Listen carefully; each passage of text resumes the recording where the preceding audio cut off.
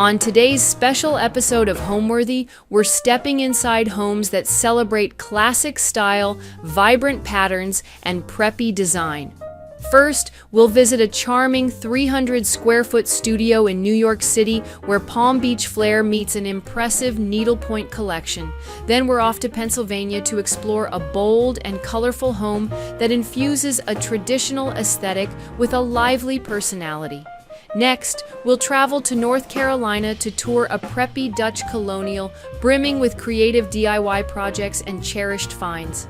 And finally, we'll head to Newport Beach, California, where a coastal apartment blends timeless elegance with a fresh, youthful spirit, showcasing personal treasures and classic charm. Enjoy.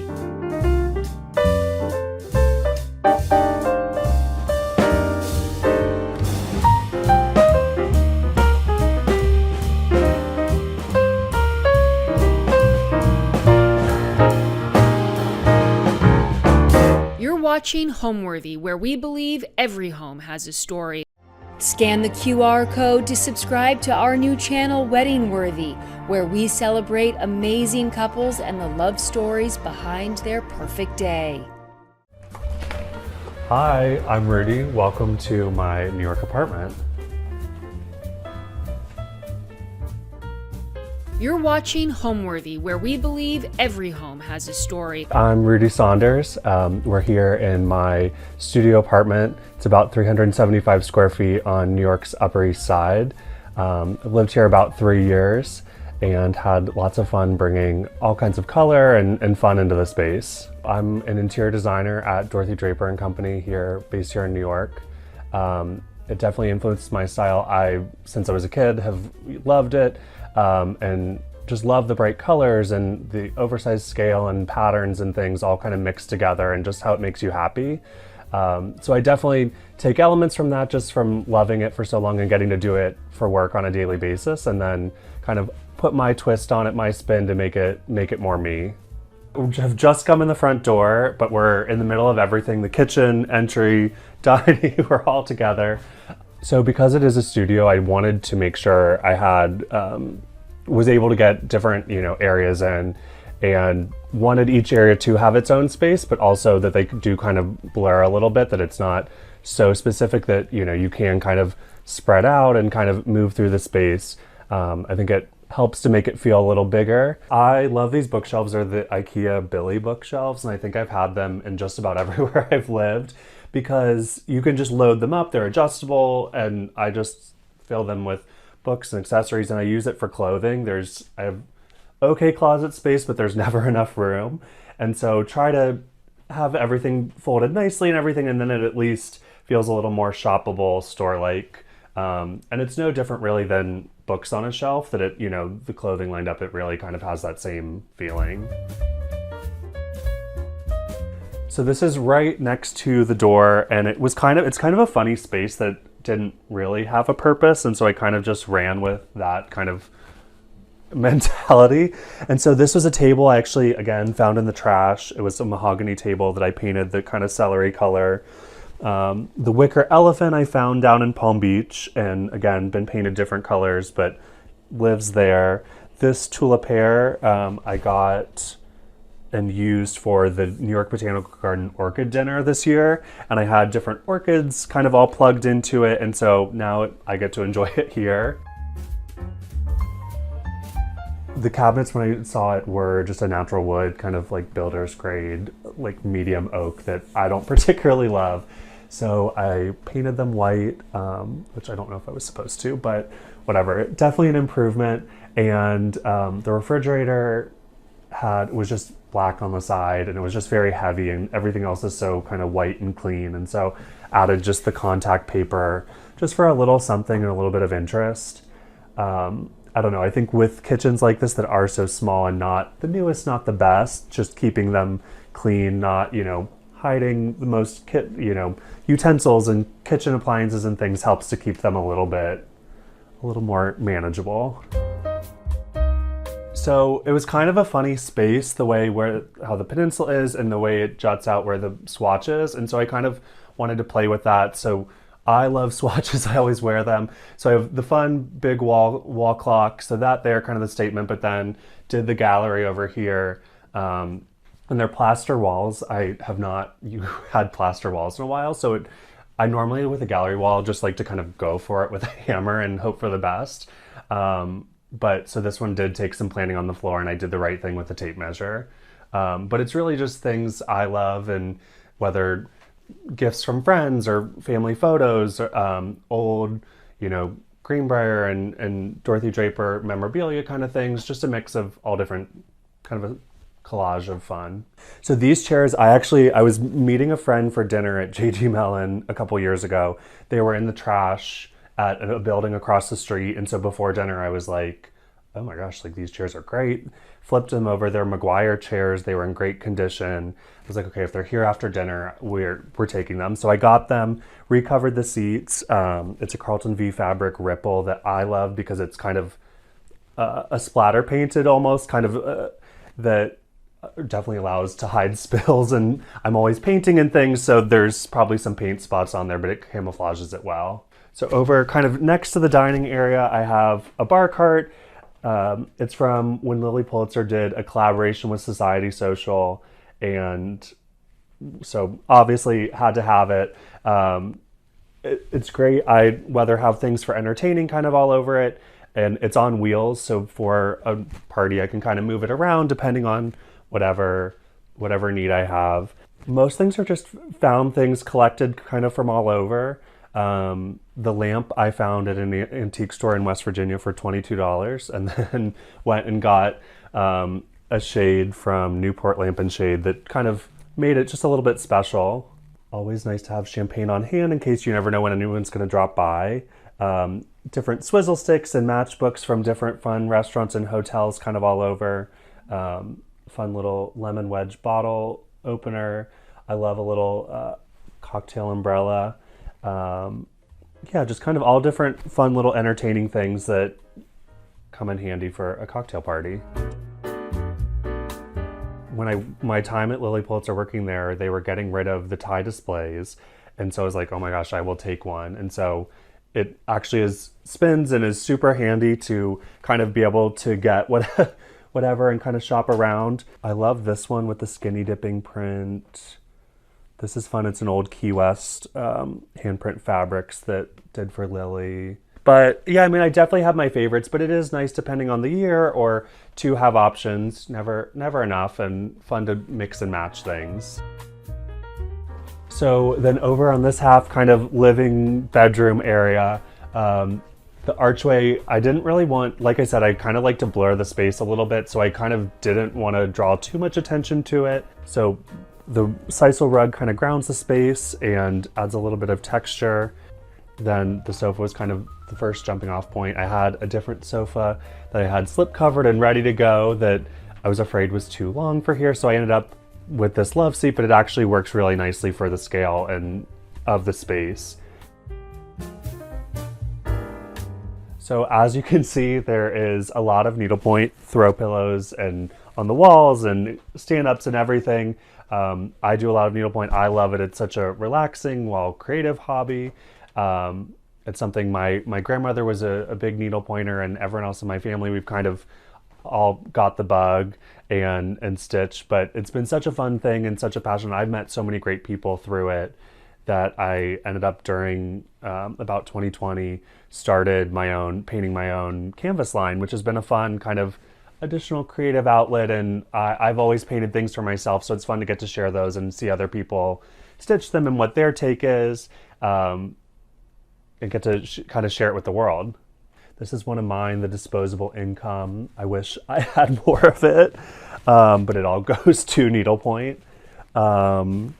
People love this one. It was a canvas. I found a vintage canvas that was all like true color, and I just kind of had fun and started picking colors, kind of Andy Warhol style, and kind of just went to town on it. So the mirror I found in northern Michigan antiquing, and I added the little gold tassels. They were from Samuel & Sons, and I just painted them gold and added it just for a little extra something, because why not? And so I definitely, again, the gallery wall's over there, so wanted this to be a little bit more clean. So did the brackets, and these are all different collected pieces, whether, you know, vintage store finds, the birds were my grandmother's, things from Chinatown. So just kind of a mix of things. The brackets are both a mix of found ones. I painted that Kelly green, or the acrylic kind of for that like a little bit cooler twist so it didn't feel so stodgy. So just a very classic kind of traditional thing, but with a little bit of a twist. The sconces I added, just there isn't overhead lighting over here, so it's nice to have additional light over here. The reading lamp, again, for needle pointing, have very planned needle pointing lights kind of throughout. So these are plates. They're, my grandmother collected them. Wedgwood did every year a different Cincinnati scene by the artist Caroline Williams. And she collected them over the years, and our family always uses them for special occasions and things. And so I have some of them here. Just a nice kind of thought of home without being too, you know, too kitschy. But I love the white against the blue, I think is a really nice statement. And I also, kind of funny to have it over my bed, but I do have been known to snack in bed, so it kind of works. I consider myself a collector. I think it probably verges on hoarder. But I think hoarder, like, it's good things, right? There's not trash. There's not, anyway. Yes, so there's lots of things, but I think the key to having lots is everything being very like crisp and in its spot. I think, you know, if everything was kind of all over the place, which behind me, it clearly is all over the place, but everything has its spot and is ordered in my head that it makes sense. So over here, side table, it was a natural rattan. I painted it white. Most all of the rattan, unless it's the natural still, has been painted 12 different colors. But this was, it's by a friend of mine named Laura. She has a company called Papier Fleurs, and she makes these geranium paper flowers, and I fell in love when I first saw them, and it's so great. I love to have fresh flowers around the apartment and plants and things, but I do travel a good amount, so it is nice no matter what to walk in and have some sort of lifelike thing. And it's fake flowers without being like the typical, you know, plastic flowers that we all don't necessarily love. So it's kind of a little bit more of an art piece. And then beneath it, I don't know if you can see, but there's a tree trunk that I just got at Martha Stewart's tag sale. It's painted white, and it's great. I've been using it for books, but I always like to, before I put a book on a shelf or a piece of clothing away, I like to wear it or read it or whatever. So that kind of has given me a spot to the books to read. So I love coffee table books, love getting inspiration from them, and such like a treasure trove of just inspiration to the world. And so I find I'm always collecting, always finding new ones. And I was at the Met a couple weeks ago, and I find you can't go to the Met without shopping in the gift shop. And so as I'm like walking back with 3 coffee table books to my apartment, I was like, oh, this is going to be a nightmare to move out of here someday. But I don't know, there's such a great, you can find so many different ideas, or even, you know, how to take things in a different way. So these are the Billy bookshelves again. Again, stuffed full of stuff, but kind of a mix of clothing and books. These are a lot of my Lily Pulitzer shorts. I worked there for 7 years, but I've loved the brand for the longest time and love wearing them. My plan when I worked there was until I got 365 pairs, I wouldn't stop buying. So I was like, this is like a usable amount that if I am wearing them, it's probably a little bit too much for Manhattan, maybe better suited for South Florida, but here we are. I always wore Lily Pulitzer, you know, for the longest time. I think this is the first pair I bought, and it was for my high school graduation party that I bought with my own money. And it's, I love, all the prints have different like fun names, and they have Lily hidden somewhere. So this one was called R because of the pirate swords, but it's like the cocktail swords, which I think are so fun. And so I love still getting to wear these and from them, and then obviously have bought a lot more since, but these ones are special for that. So I really, tried to really, you know, keep them folded nicely, and kind of the same idea of books that, you know, it visually kind of reads the same and makes it kind of like a shoppable shoppable kind of thing without having to pay money again. But yeah, I have that. I have shoes down there kind of shoved in. And then with the books, I really try to sometimes sort by color. In this case, didn't. Some are more by size, some are, different, but I really try to keep by subject matter. So here's New York ones and novels. These are all of my Carlton Varney books, different design books. So try to at least within a theme, which also makes it easier to find and reference. But I will say try to keep some things very streamlined and clean and kind of keep the big impacts of colors, plugged in here, and pillows, whatever, that it is kind of still contained maybe a little bit as best as it can be. It's funny because when I first started on this apartment, I was like, I'm going to go a little more subdued in this one and go with more of the blues and greens, which I definitely is the predominant thing. But then when you add in accessories and pillows and artwork, it kind of went all over the place color. So here we are in the bedroom. I always think a bed canopy adds so much, and it just feels special getting into bed, waking up. And so this is one, I actually made it just, I wanted to make something happen, and so I kind of pulled it together with my sewing machine and hot glue gun. So it's PVC piping to kind of make the frame, and then sewed the panels, and then the valances velcroed on. So it's, from the underside isn't the best looking, but from the front it really kind of, I think, has a nice impact and feels very special. These sconces are actually, I want to say I redid my bedroom at home for my 12th birthday and got crown molding, but so those were a present for that birthday back in middle school, and I think they're PB teen, and I've brought them just about everywhere I've lived, but they are so good for reading or needle pointing in bed. And I love that it kind of has that play of they're a little bit more industrial against the more streamlined kind of pretty. Is this decorative over your bed? It is. So that one, it doesn't have a purpose. That one I found antiquing in northern Michigan too. And it's been just about every color under the sun for different spaces. But I just think it's such a fun little addition. Again, doesn't put off light, but I think just feels special and kind of a nice touch. So it's, unfortunately, we don't have central air in walk-ups here in New York, but added the monogram sticker to it just because why not? Everything, if you can put a monogram on it, why not? I think you have to think of yourself like on a cruise ship. You know how everything has its compartment and everything has its place. So, the suitcases are full with things in the closet, and my skis are tucked under my bed. And so things like that you really have to kind of think through where things are and have everything to have its spot in order to get everything in here. So because it is a rental, I really didn't do construction per se, but I wanted to paint. I know so many people think, oh, I'm not going to paint because I don't know how long I'm going to be here, but it really doesn't take long. And I think makes such an impact that this blue is very calming, but it's also a very happy blue. And I think it's a nice backdrop for everything. So I'm glad I did that. There wasn't crown molding in the space, and I definitely wanted to kind of differentiate. So that's just a grosgrain ribbon that I hot glued on. I really think you can do anything with a hot glue gun and spray paint. And so that's what that is.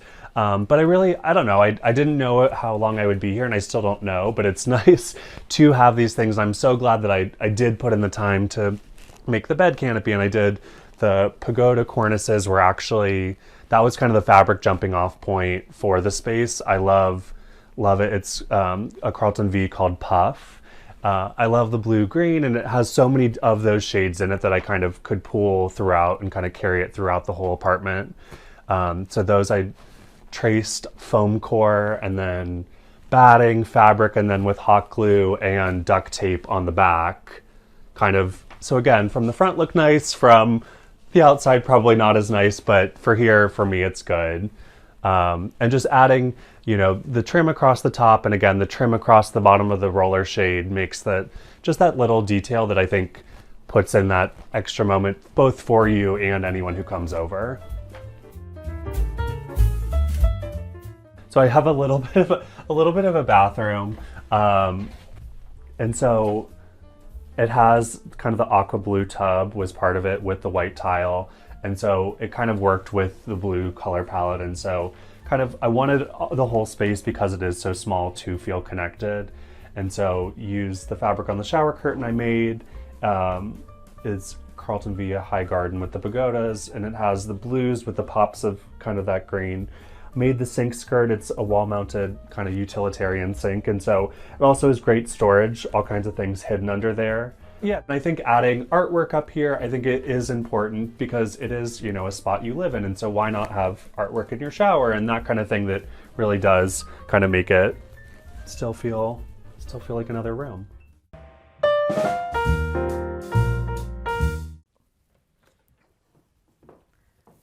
Hi Homeworthy, I'm Patricia. I'm going to show you around my home in Unionville, Pennsylvania. Come on in.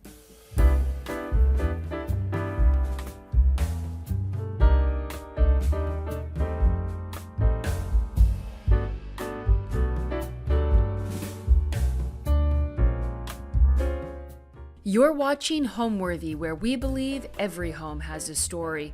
Scan the QR code to subscribe to our new channel, Wedding Worthy, where we celebrate amazing couples and the love stories behind their perfect day. Hi Homeworthy, my name is Patricia May Olson, and I am the owner of Peaked PR and the Preppy podcast.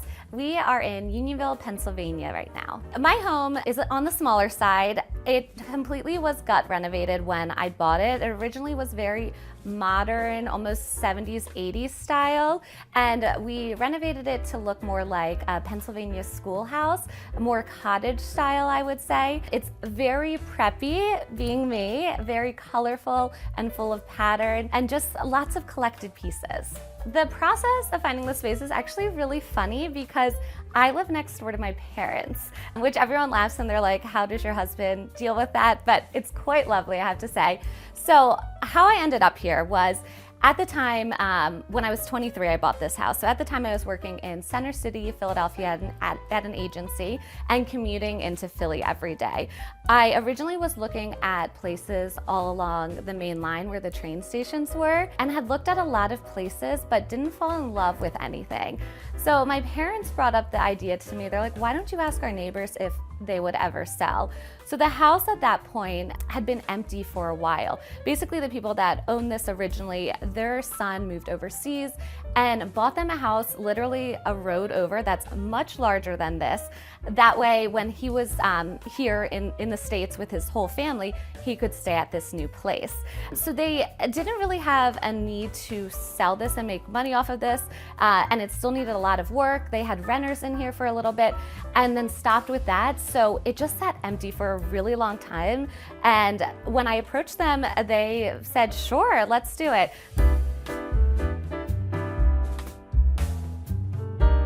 So welcome to my living room. It is very preppy, pink and green, as you can see.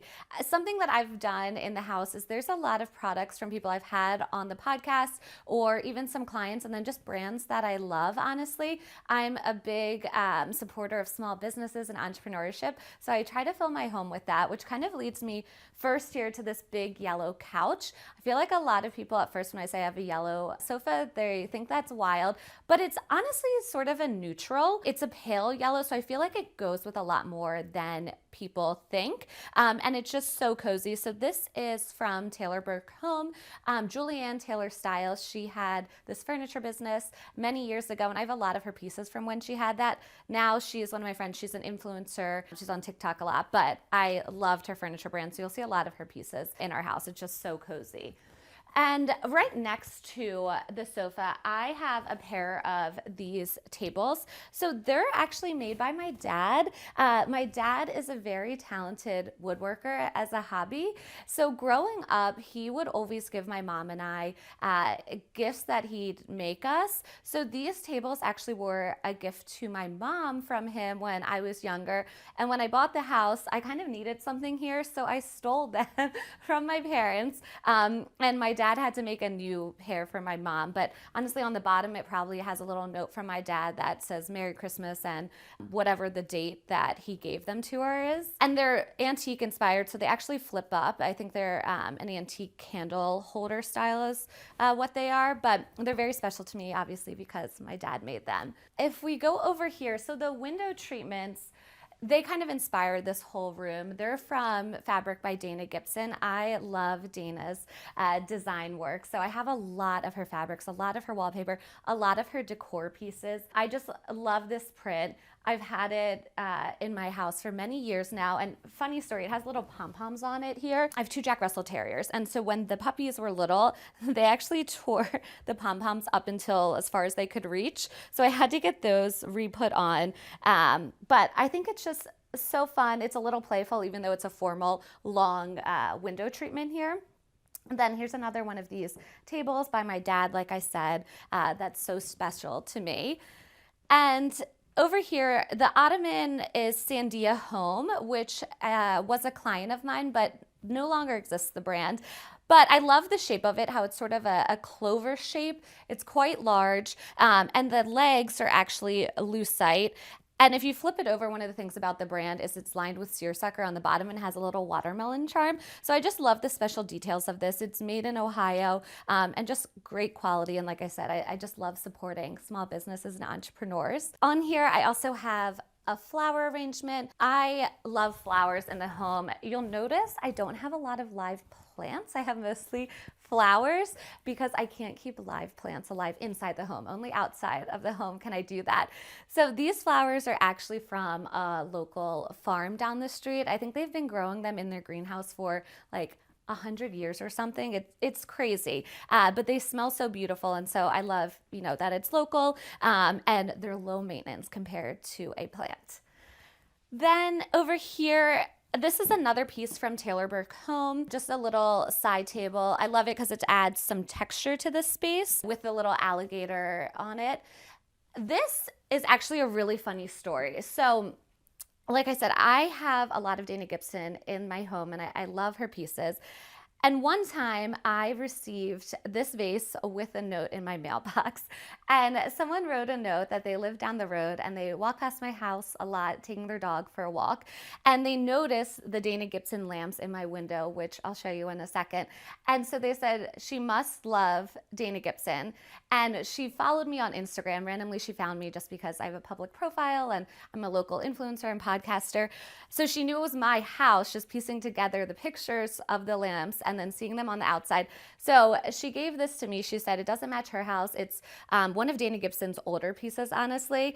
And I just thought that was so kind and kind of shows what it's like living here in Unionville. Everyone's so kind, and it's such a small town sort of feel. So I always think that is such a fun story, but it's a cool piece. These living room chairs, they actually were my grandparents. So about when I bought my house, my grandparents were downsizing and moving. So I have a lot of their pieces. These were my big splurge when I first bought the house because they originally were like a cream white color, and I spent a lot to have them recover this hot pink. It's very me, it's very vibrant, it's very preppy. I saw an article with Katie from Life with a Dash of Whimsy, or now I think her blog Stripes and Whimsy, and she had hot pink chairs like this, and I felt so inspired back then. So I had them redone in hot pink, and they're so special because they were in my grandparents' living room. So these are the Dana Gibson lamps that I mentioned about the vase that was found in my mailbox and inspired kind of that connection. They're just obviously very vibrant. You can see the pattern from outside of my home. The bookshelves here are built in. When I purchased the house, like I said, it was very 80s and more modern style, lots of angles. So the windows went all the way down to the ceiling, including these. So I had these built in to kind of make it look more charming and quaint and cozy. So they're filled with a lot of coffee table books that are either cookbooks that my husband cooks. I do not cook, actually. I'm very lucky that my husband does all the cooking. So he has a lot of cookbooks here. We have a lot of coffee table books from authors or bloggers that I've met in the past, and so they're signed by them. And then also a lot of wine books, especially on the bookshelf on the other side. My husband and I, we love wine, not just drinking it, but learning about it and traveling places to discover a new wine. So we've been to Burgundy and Champagne. We have been to Santa Barbara. We've been to Tuscany. So you'll see a lot of wine books and lots of really big wine books, actually. So this is one of my favorite coffee table books. Lydia, you guys have actually seen her home on Homeworthy, but I'm a member of her supper club. So I'm in a lot of pages of this, and I think it is so colorful. There's so many great tips for entertaining, different party themes, and such a great community of women and men to support in here. So this is definitely one of my favorites, and it looks so pretty on a bookshelf. This is another favorite book of mine on the bookshelves, and actually my husband's favorite too. So part of our honeymoon, we went to Burgundy, which is one of the most prestigious wine areas in the country and is just so cool to learn about. So this entire book is just Burgundy, which is such a small region actually when it comes to wine, but there's so many different vineyards here. So this literally has every plot of land essentially and vineyard in it, which is just mind-blowing to me. If you love wine, this is definitely a must get. Our tour guide actually had been showing us around with this. The green walls, it just naturally spoke to me. It is called Grasshopper and by Sherwin-Williams. And when I had built the house, this was the paint color I picked. It just drew me into it. But it's funny, I have a funny story because a few years ago, I actually had what I call a quarter life crisis where I decided for a second that I didn't know if I wanted to do PR anymore and maybe I wanted to do interior design. So I scaled back on some of my clients and I went and got a certificate in interior design from Temple University, and I shadowed an interior designer for a few months. And during those classes though, I learned that, from my professor at least, this is her opinion, that green goes with everything. In nature, it's against literally every color out there all over the world. So it's a great neutral, even though it seems very bright and loud, it actually really works with a lot of colors. So I think if you're questioning a color to put on your wall, or maybe you're scared to dabble in colors for decorating, try green because it really does go so well with so many other colors. This cutie little elephant, I feel like he's really popular in design right now, and there's a lot of reproductions of him. But this we actually got from my husband's grandmother, and he sat on her screened-in porch in Minneapolis for many years, and I had always loved him. And so when she moved and downsized, I got this, and I just love it. I love how there's part of Will and his grandmother here with it, and it's just a great neutral. It goes with everything, and it's a really fun conversation piece. This orange credenza is one of my recent purchases in the past year or two. It's from Hibiscus House, and what I love about it is obviously it's so colorful, but it's this classic sort of chinoiserie shape. And so I layered it with a lot of picture frames. One of my clients years ago had a credenza and it was covered in picture frames, and I loved it. Like, it's a little bit chaotic, but I think it's so special because it has so many special memories to us. So there's some from our wedding, there's some from our trip to France and Italy, from our trip out west fly fishing, my bachelorette party. There's just so much core memories here, and I always love walking past it. Someday I hope to literally fill the entire thing with pictures and maybe take this away. But on here, we also collect these little baccarat flowers. I started collecting them during our wedding, so I've built a little bit of a collection of them and display them here. We had a lot of butterfly elements in our wedding a few years ago, and so they really speak to me. The overall style of the home is, I would say, traditional with a twist. My personal style, I always say, is preppy with a twist, and so it kind of combines traditional and preppy elements. It's very collected. There's so many pieces in here that are from my grandparents or Will's grandparents. So many pieces even that my dad has made for us. So it's a very collected, traditional, colorful home. So if you follow me this way, we'll go into the dining room next.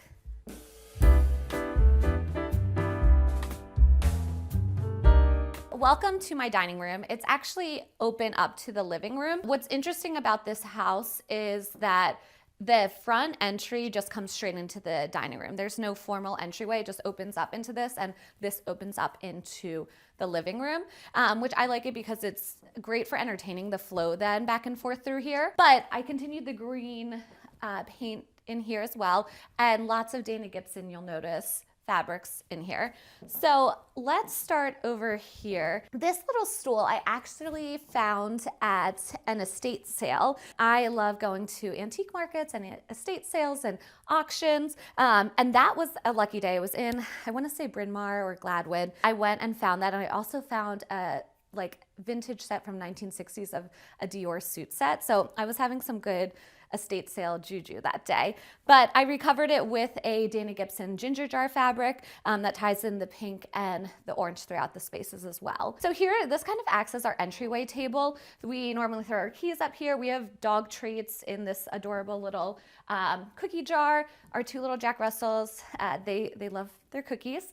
So this is a vintage piece here. It actually swivels. So if we're entertaining, we have extra seating, like it swivels and then opens up into a table. I think technically it's a card table is what it's referred to as, but we can use it for extra space for dining, or if you wanted to play a game on it, you could as well. And then over here, I have this bar cart from Society Social. I love Society Social. A lot of my big splurges when I bought the house were Society Social pieces. I just love how she uses color and how fun but still classic all of them are. So this bar cart is obviously filled with wine and drinks, but something special is this piece. So this is where you would store your whiskey or your cognac. And this was Will's grandfather, actually. He gave it to us. But the funny thing is there's nothing inside of these because we cannot find the key to unlock it. So his grandmother had given this to us, but like I said, we don't know where the key is. So basically you would originally store your alcohol in here and then lock it so you can't turn this to keep, servants or maids or kids out of it back then. And I just think it's really fun though, and a funny story, even though we can't find the keys. Going over here, I have these Society Social chairs. I love the bright pop of orange in this very classic silhouette, and it pairs nicely over here with all the gold accents that I have on this buffet.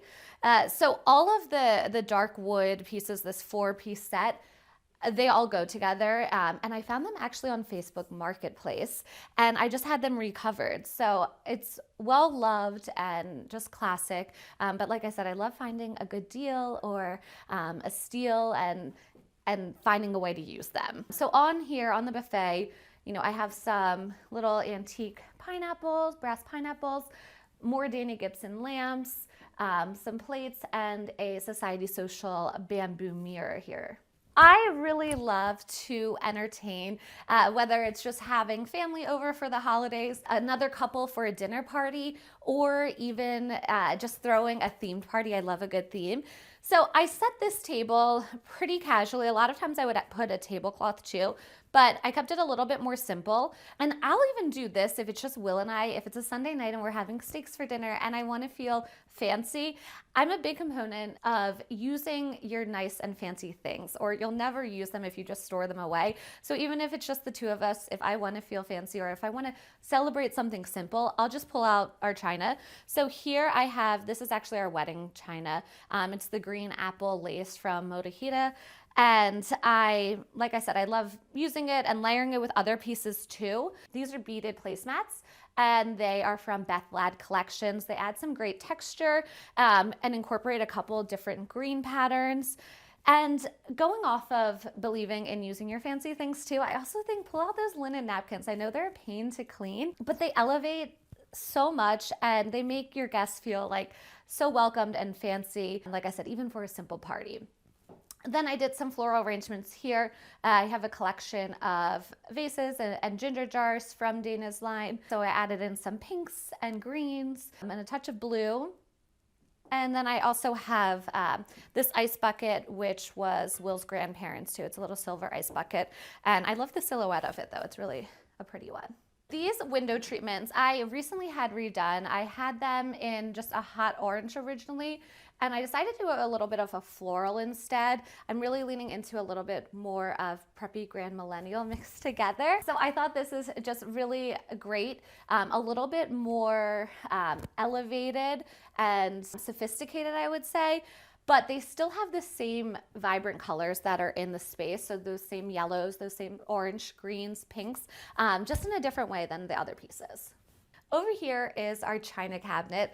And it's funny because before I met my husband, like I said, I don't like cooking. I do like to entertain though, but I actually had some Manolo Blahnik shoes that I would put in here for display just because I thought they were pretty and fun. And it's very Carrie Bradshaw-esque, I would say. But now that I'm married and, you know, my husband might not necessarily appreciate a pair of high-heeled shoes in our china cabinet, I have collected a lot of Estelle glasses.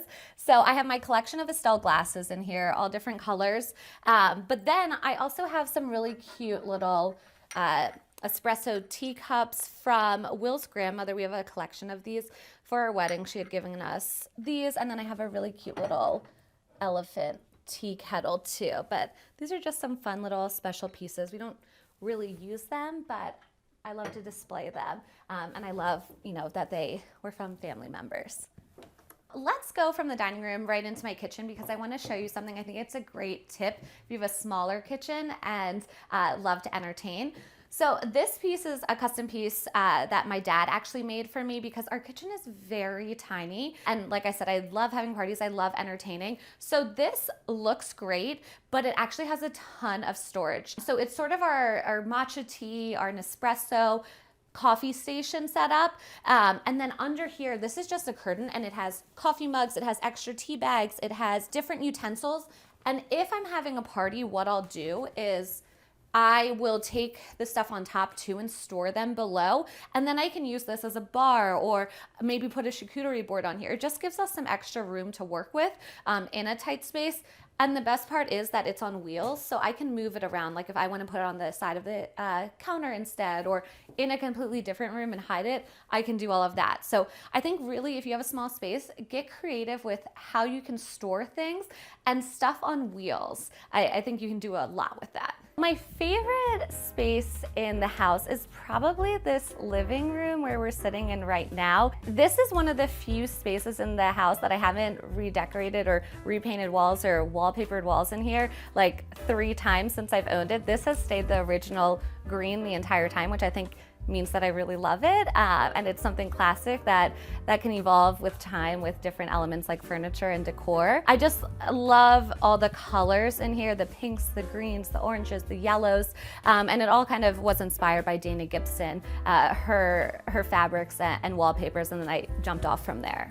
So I love to entertain. I have a group of girlfriends that, you know, monthly we have mahjong. I like to host parties for the Derby or a great Christmas party or birthday parties. I love entertaining. So even though the house is small, every piece kind of leans into that and is smartly designed because of it. I have a whole prop room downstairs where I just keep lots of decor, lots of tabletop elements, and I love entertaining. So it's definitely something part of mine and my husband's lifestyle and part of this home.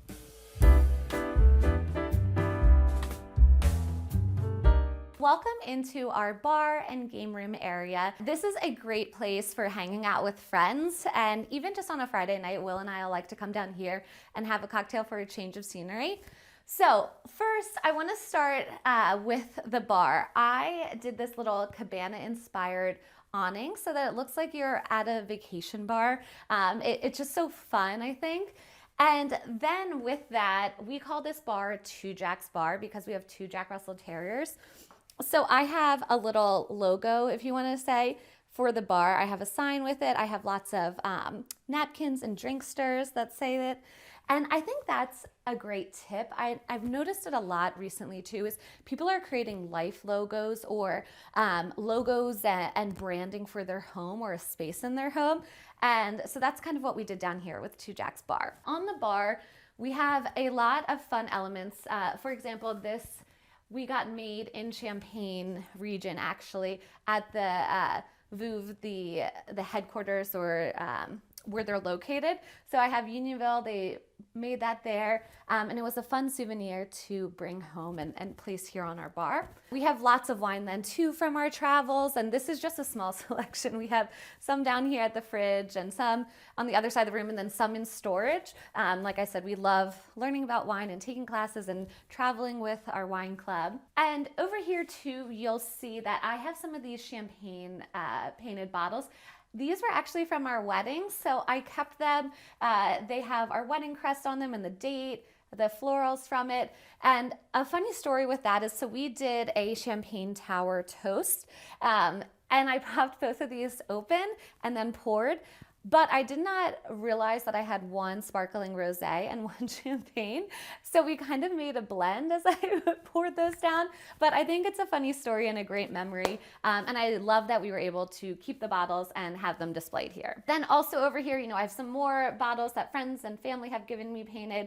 And this ice bucket also came from champagne from the Veuve headquarters. And we have a big collection of wine corks from different wineries that we visited or tried and enjoyed. So I think that's a fun little memento to just keep these and store them. And then occasionally Will and I will look through them and be like, oh, remember that wine, and talk about it. We have a wine fridge here too with these fun little towels that say Pours by Patricia and Cocktails by Patricia. It's just a little personalized touch. This is our game table. I host Mahjong with a group of my friends. Once a month, we alternate who gets to host it. So whenever I'm hosting, we play down here. My dad made this for me for Christmas this year, actually. So it's a newer piece. And what's great about it, I won't do it because it'll create a mess, but this top comes off and there's a whole other table under it. So I have a puzzle under there actually that I'm working on. But it has great features like this comes out, and so you can put your tiles on here or your cocktail. It's just very versatile. The chairs here, I originally was looking for chairs that I could paint the same hot pink as this. And I found these on an auction site. So they were actually the first auction site piece that I won. I bid on and won. And when I picked them up, all of my friends and family were like, you can't paint them. Like, they have such beautiful detail, like that woodwork here. So I compromised and I recovered them this great hot pink fabric from Madcap Cottage. Down in this space, I have a lot of Madcap Cottage fabrics. And then instead, what we did is we painted little pink and gold details on the legs to sort of tie that in, but not completely repaint and, I don't want to say ruin the chairs, but to some people it might have been ruining the chairs if I painted it all hot pink. So we spend a ton of time right here. These swivel chairs, these are Taylor Burke Home. And originally in the space before I had that game table, we had 2 swivel chairs and then just a little cocktail table, and we would just hang out down here. But it's been so nice having the actual game table. But I still kept them in the space. They're great because they swivel. And I have some more Madcap Cottage fabrics on the pillows here. And this piece is really fun. So this is Varnish collection. I had the 2 sisters of this brand on my podcast before. They make furniture and accessories with woven materials, and anything pink just naturally draws me in. So I think this is such a fun little statement piece and conversation piece when we're entertaining. Then this wood wine shelf, it doesn't look super fancy, but it's actually really special to me. So what's funny is my dad had made that when he was in high school in woodshop class. So I think it's great that somehow my family still kept it all these years and I ended up with it. And now even the fact that he makes so many great pieces with wood, I feel like this was probably one of the first things he ever made. So that's really special and has a lot of wine on it from our travels as well there. I worked at an agency in Philadelphia out of college. I have a degree in fashion merchandising and communications PR. So I always knew I wanted to be in the fashion industry, but I didn't want to be a fashion designer. So I kind of steered towards communications with that degree in fashion because of it. I worked at an agency in Philadelphia. They handled mostly liquor brands and did the marketing for large companies like Hendrick's Gin and Narragansett Beer, but then they developed their own brands inside and we would do the marketing and PR. But while I was there, I had started freelancing with more lifestyle and fashion related clients from connections that I had and professors that I had. So I kind of built up a roster pretty quickly and started my own business very soon after working at an agency. Probably within a year or two, I went off on my own. So I've had Peaked PR now for like 10 years. And I work with, like I said, lots of lifestyle brands, home decor, jewelry, clothing brands, pitching them, doing traditional press with larger publications and magazines. I do a lot of events with that as well all over the country. And I started my podcast in 2020, spring of 2020, working with all of these brands and seeing them struggle during that time in COVID. And I always had a blog, honestly, since college, and I would do interviews on that blog. And during COVID, I had wanted to start a podcast because I like to consume interviews and that type of media now through listening to podcasts instead of reading it on a blog. So during that time off in COVID, it kind of put some fire under my buns to figure it out and launch a podcast. So I've had the podcast now for about 5 years, and it has just continued to grow. So that's, my other part of my career and business.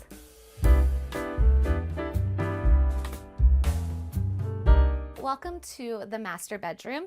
I think the main focal point is obviously this sort of canopy valance bed. Growing up, I had a beautiful canopy bed that was pink and cream lace. And ever since then, I have wanted to recreate that and feel like a princess again, honestly. So we've had this made and it just makes it feel extra cozy. And honestly, I didn't think it would make the room feel bigger because it is a small space, but it makes it seem a lot taller, which I really, really love. So I have this beautiful mix of florals with stripes and pinks and greens and blues. I think a lot of people, when they see my house, they're like, it's so colorful, but really it flows because I use a lot of the same colors throughout. So even in here, it's a lot of pink, a lot of orange, and a lot of yellow, and I have those in the other spaces as well.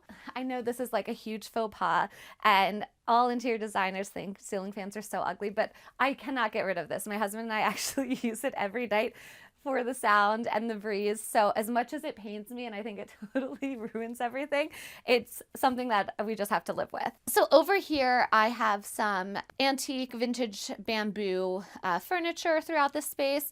I just love things that are chinoiserie and have a Palm Beach sort of element to them.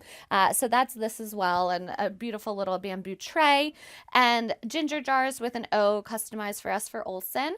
And I use them for flowers.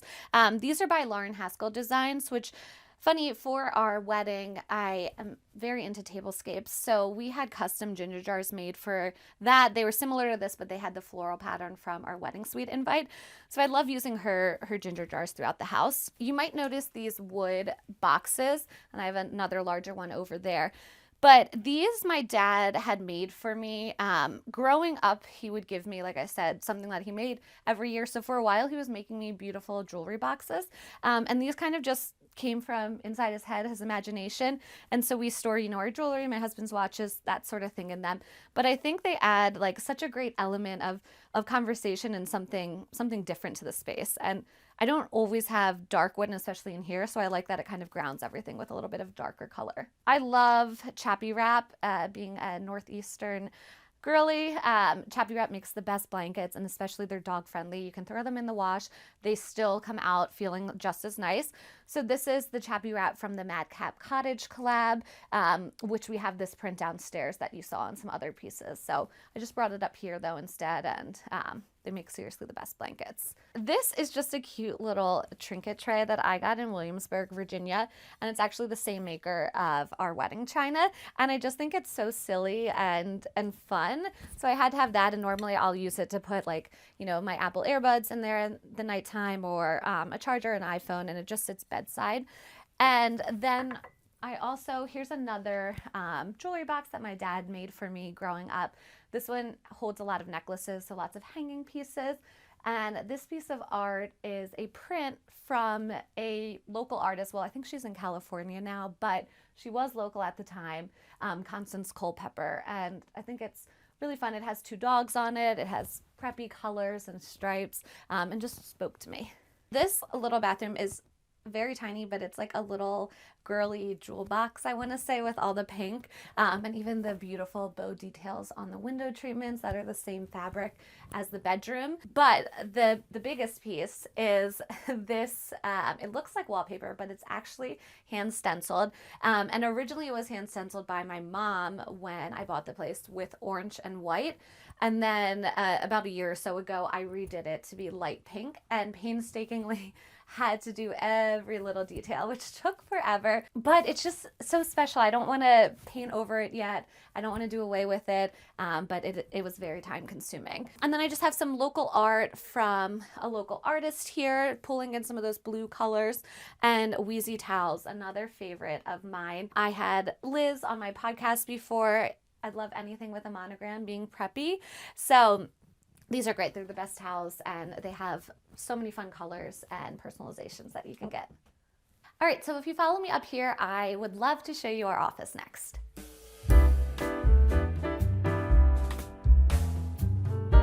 Welcome to the office.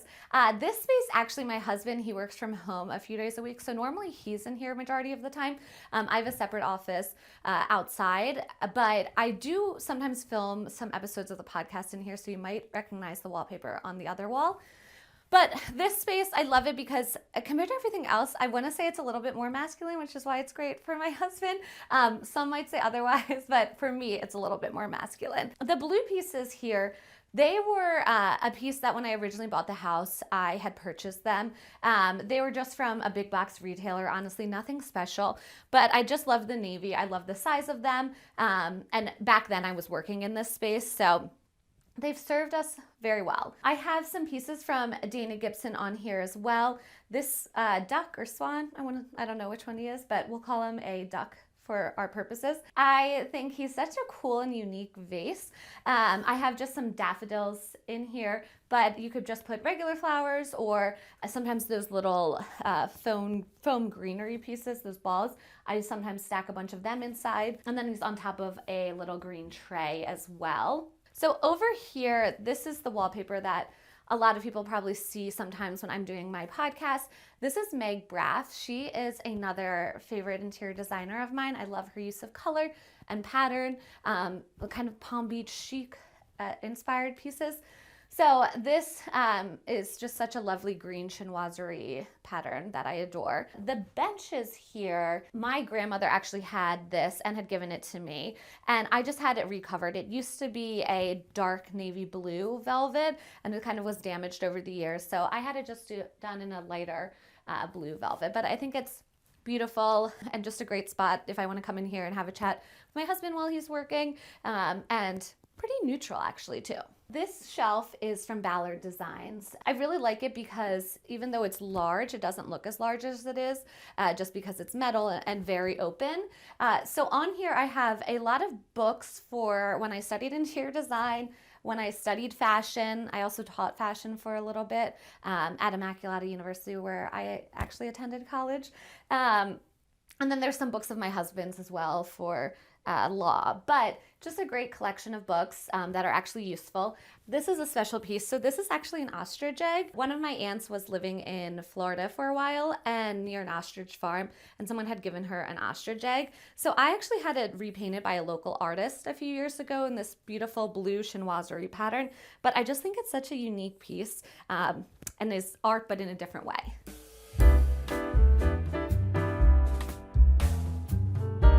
This is one of our guest baths. I love the green quadrille wallpaper. I think it's bright and cheerful and makes a small space seem bigger because of the bright colors. I have some Wheezy products as well in here. So they're shower curtain and towels.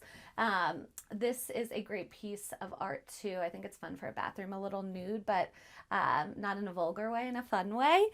Another tip that I love for when I entertain is I always put out one of these little hand towel trays with some fun hand towels. So sometimes for the holidays, obviously I'll do something holiday themed or Easter themed, whatever it may be. But this one for spring, I just did some florals. And I think that's just a special little touch. And everyone loves to see what new hand towels will be in the bathroom next. Home is collected. I feel like I've said that a lot, but that's really what home means to me. It's not necessarily about following the trends or listening to what a designer or another person might tell you to do works or doesn't work. I think it's just about gravitating towards what you love and building from there and building collected pieces within that. Pieces that have special meanings and moments to you, whether it's something passed down from a grandmother or it's something you picked up on a trip. It doesn't have to necessarily be expensive or fancy. It just has to be meaningful and make you feel happy. Homeworthy, it was so fun having you at my house here in Unionville, Pennsylvania, but you have to go now, so bye.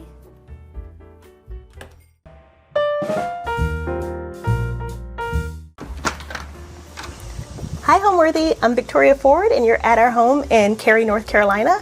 Come on in.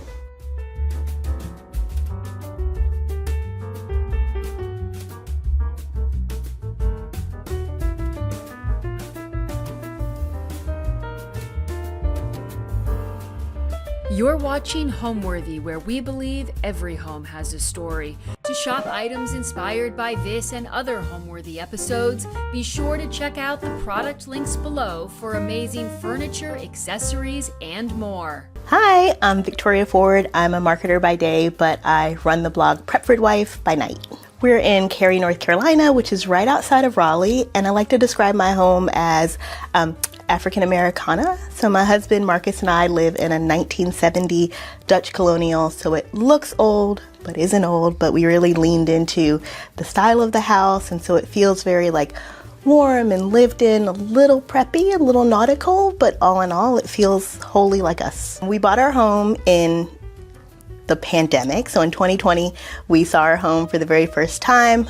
We bought it on a whim, looking for a beach house like half the other people at that time. And we saw this home that met all of our needs for the future. And we kind of just decided to go for it. So we saw it online the next day. We put in an offer.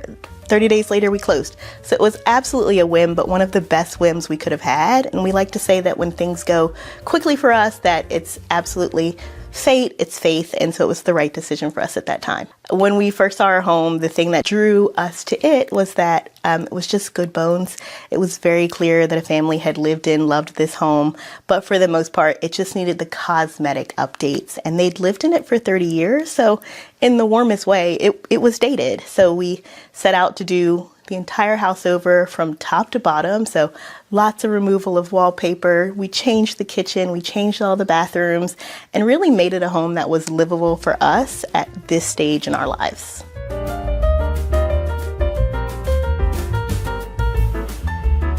Welcome to our entryway. So this is our entryway. It is a very slim space. It runs much of the house, but because it is such a slim space, we wanted it to be high impact, and it's kind of the perfect introduction into what our home style looks like. So very traditional colors, very grounded in being a little formal, but a little whimsical. The first choice we made in this space was actually the wallpaper. The wallpaper was the one item where I was like, I know this space needs it. It'll make it feel finished and fun. So this wallpaper is by Rifle Paper Company and York Wallpaper Coverings. And it is just one of my favorite prints. It feels formal, but then also feels like a little fun, a little special. And then from there, we chose this rug. It is a Facebook Marketplace purchase. That is a running theme in our home, is I will thrift it, I will marketplace it, I will find it at an antique store. And so this rug was the second choice I made in this space. And I knew that it was the perfect thing to jump off the other colors from. And so that is like one of my easiest favorite tips is if you cannot figure out what you're doing in the space, pick one piece that you love and then play everything from it. So lots of blues, lots of reds, lots of greens to choose from in this area. So we kept everything very minimal in the space because it is so slim and so tight. So we went with this IKEA shoe rack. We are a shoes off in the house kind of people, usually. So this is where we keep our shoes. It is 11 inches deep. And I gotta say, I feel like IKEA never gets enough credit for the items that really work, because this has been to maybe 3 or 4 homes with us so far, and it's still kicking. So then we accented this space with little nautical touches. So you'll see this painting that's in here that I found at an antique shop. And you'll also see this chinoiserie umbrella stand. And so pulling in that blue again into this space. And then over here, very slim stand. So we keep Dog supplies and baskets. I am a sucker for a good basket. I think it's a great way to hide clutter and compartmentalize. So we've got that basket down there of dog supplies to make taking our dog serious an easy breezy sort of situation at night without needing to kind of finagle and clutter. And then this space transitions perfectly into our dining room. So we followed the same exact color palette in here, jumping off from the reds, the blues, the greens. So you'll see that in the rug. You'll see that in the wallpaper. Again, another Rifle Paper Co. company York wall covering. And then we also did the same thing in this space that we did with the rug, where one piece kind of guides the rest of the colors in here. So for this space, it's the art on the wall. That art is by an artist, Huey Leaf Smith. And one of my favorite things for art is a lot of art can be found in the public domain. And if not in the public domain, it can be found from museums, and they'll allow a download, and then you can just print it onto really beautiful, like matte museum quality paper and have art that really shows itself off in your space wonderfully. So that piece is really where all of the colors are pulling from in this room. These chairs were another Facebook Marketplace find. So found them, went and got them 20 minutes after seeing them. For some reason, they just really remind me of my grandma. I feel like she had some of these growing up.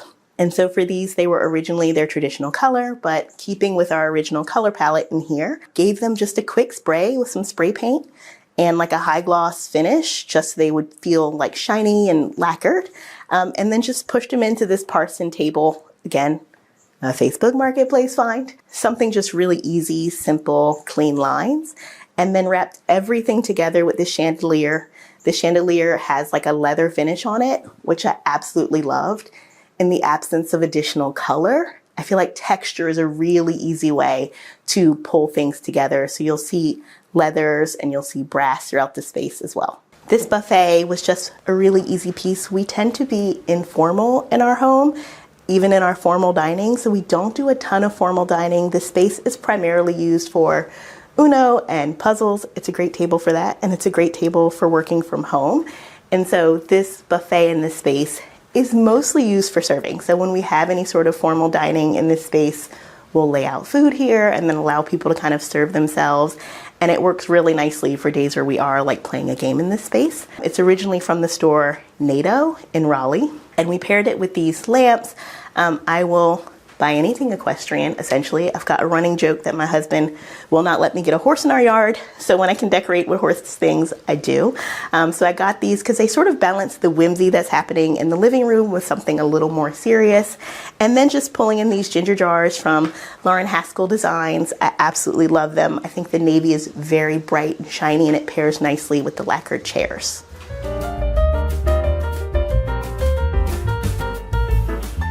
So this is our kitchen. Did not look like this when we moved in. This is actually a gut renovation. The kitchen before, actually very similar, but very unfunctional. And so for the most part, we tend to be function before form.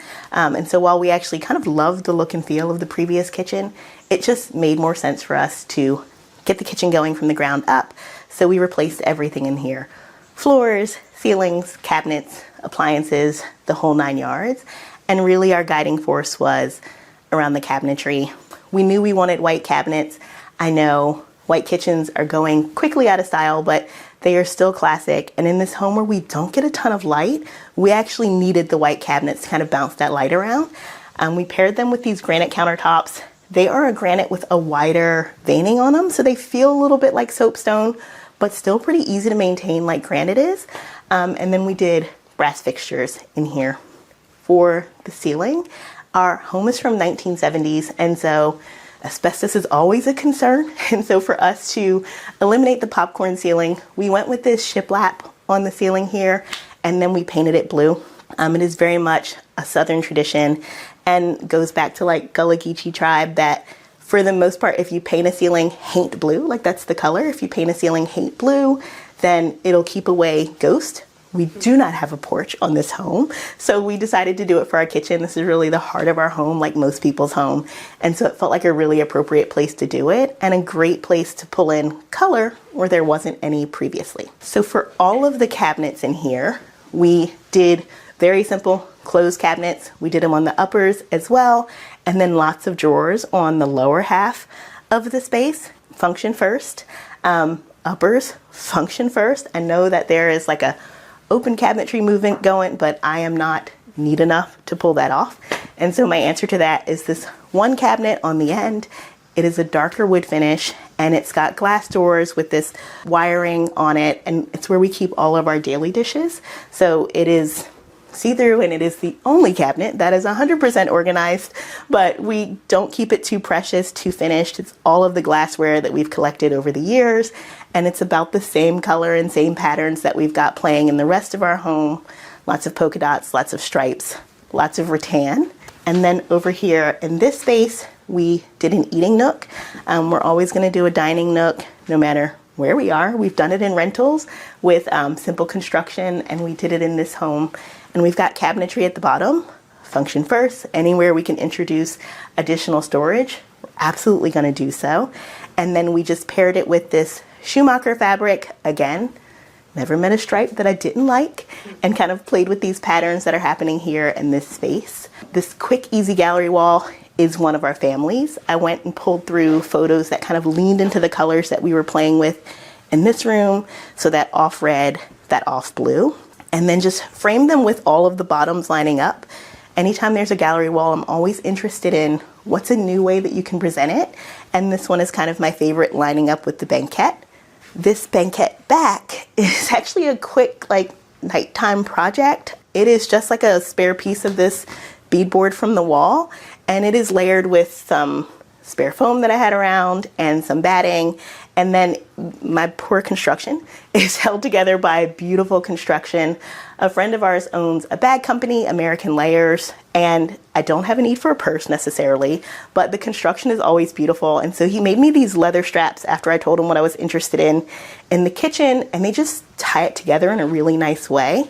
I'm always interested in pairing like highs and lows, easy projects with more formal craftsmanship, and so I absolutely love these. And not only are they beautiful, they are actually holding this banquette up. So really grateful for him and his construction, since the rest of the project was just a quick like 2 a.m. fix over here. So that's our banquette. So before we head to our living room, we're gonna go into our powder room first. It's right off the space from the entryway and the kitchen. I think a powder room is the perfect opportunity to bring in color and print in a way that you wouldn't ordinarily in a larger space. So in here, we went with this wallpaper to our original point around our home feeling a little African Americana. It's always gonna be kind of like Ralph Lauren American style, but through our own lens. And this wallpaper is an easy one of it. Anywhere that I can incorporate denim, I'm gonna do so. And anytime I see a quilted anything, I'm gonna get it. So for this one, this wallpaper is by the company Mind the Gap, and I think it's called Woodstock Burrow, and I loved it. It was love at first sight. I think I checked out for it 30 seconds after seeing it, and because it's such an organic and fun print, I paired it with this mirror, quick fix from Amazon to pull into this space, and then these sconces, which have lived in no less than 3 rooms in our house at this point, and just made it really simple because it's such a small space. We went with this console sink. It's got, you know, just the traditional polished nickel legs so that it breathes underneath. So in a space that's this tight, want to make sure that there is somewhere for your eye to visually settle, and this is a good way to do that. So we paired that with cowboy art. I'm a real sucker for any kind of black cowboy, and so when I saw this art, I knew I had to have it. So I brought it into this space because it is high impact, but in such a small space, it really lends itself to filling it up. So absolutely could not resist bringing it in. And there are photos of my husband in our bathroom. If I can include family photos, I will, but I found some photos of him when I was digging recently of him dressed as a cowboy, and so perfect for the bathroom. So pull those into that room at this time. And then we'll transition us to our living room.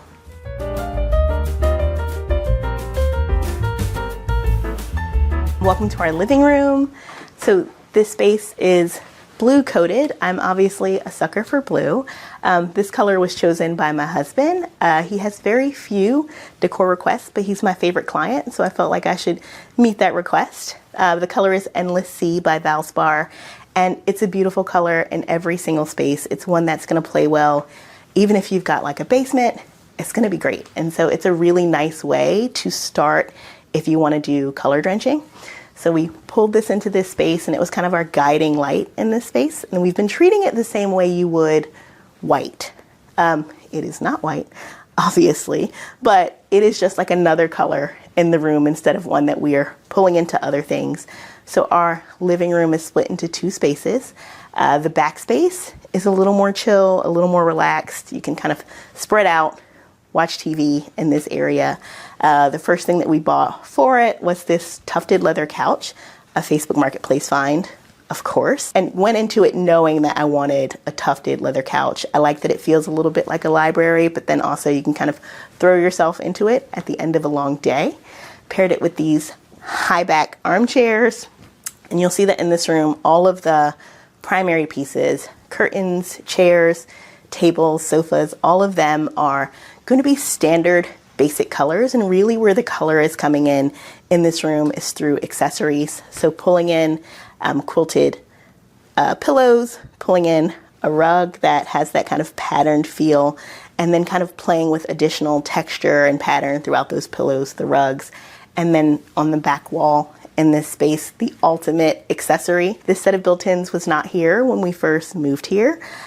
We put them in. I saw a similar photo on Pinterest, and I was like, that is it. That person is brilliant. Let's do it. So you'll see these built-ins here that have room for storage, always looking for a way to hide clutter, keep it kind of in check, but then also areas to display.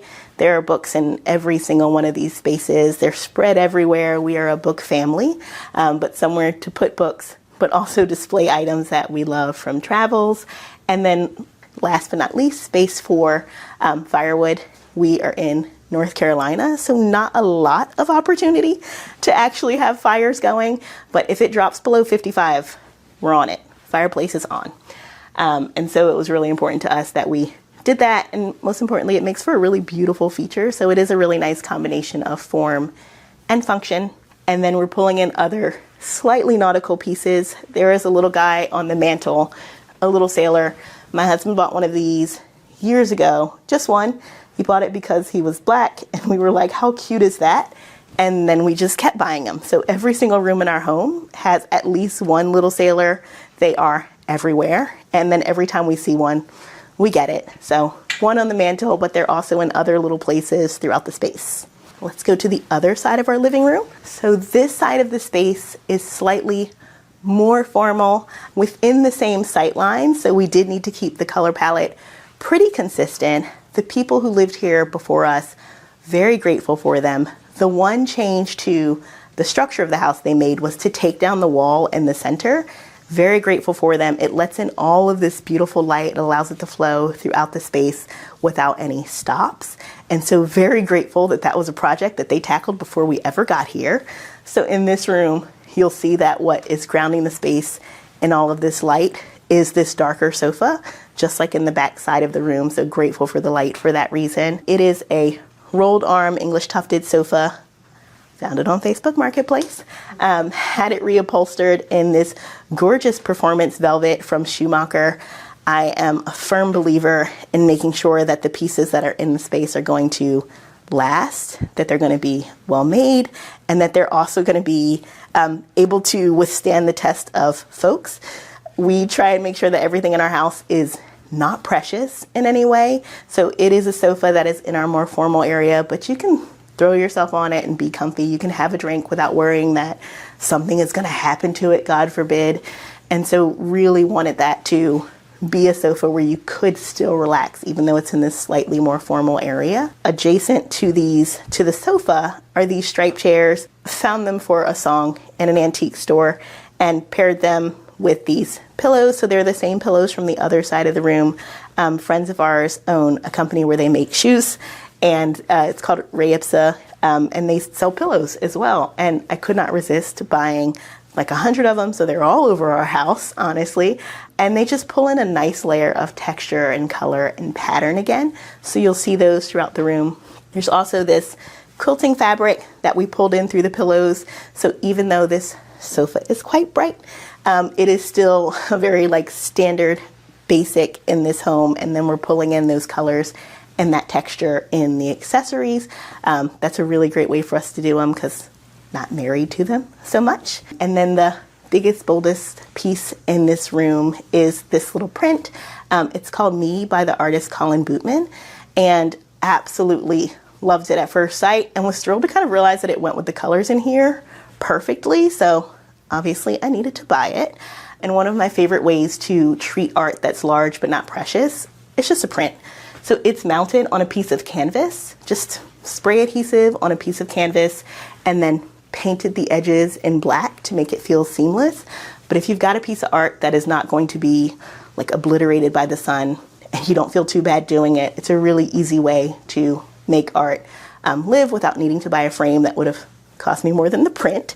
So decided to go with that here in this space and really loved it. And then last but not least for this room, lighting. Anytime I can pull through lots of different lighting, I'm gonna do so. I think one way to make a space feel full and pretty and like designed is to pull in different kinds of lighting. So an above light, which we rarely use, and then you'll have task lighting and ambient light. And so you'll see that throughout each of these spaces is lighting at different levels.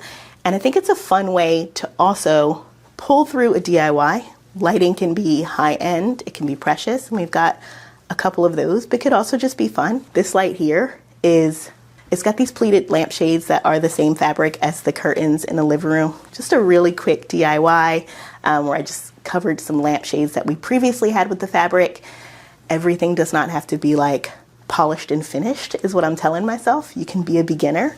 And so just a fun, quick project that I did. Same for these lampshades. Had a spare piece of velvet, some spare fabric, and decided to cover them and have pleated shades. And then these lamps are also a DIY. Bought some carboys, put a lamp kit inside of it. It's honestly pretty simple. Just drilled a hole for the lamp kit and then put a shade on top of it. So really easy way to bring fun and personality into a space and also have a functional light.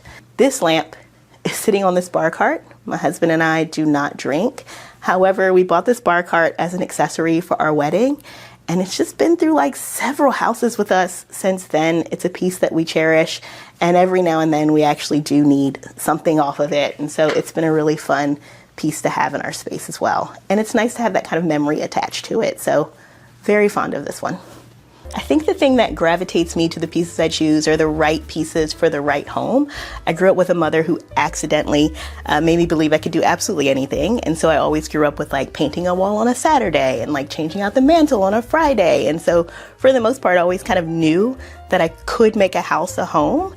And then just leaning into the style of the house takes me there. So for this house, it's a Dutch Colonial. So you'll see lots of those kind of attributes here in this space.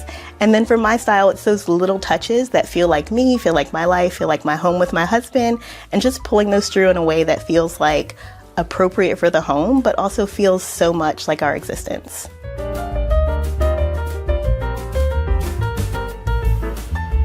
This is our upstairs landing. We continue that wallpaper from downstairs into this space. We wanted it to feel continuous. There wasn't really a good place to break it, so we just pulled it on up. This is our primary bedroom. All of the doors in our home are labeled with a number. A little bit hotel, but also a little bit makes it easier to send people upstairs and say, yeah, you're in room number 4, versus needing to point out which room it is. So this is our primary bedroom. I am a person who insists upon having a dog, even though I have allergies. So not a lot of fabric in this space. We kept it very simple with bamboo shades instead of doing curtains.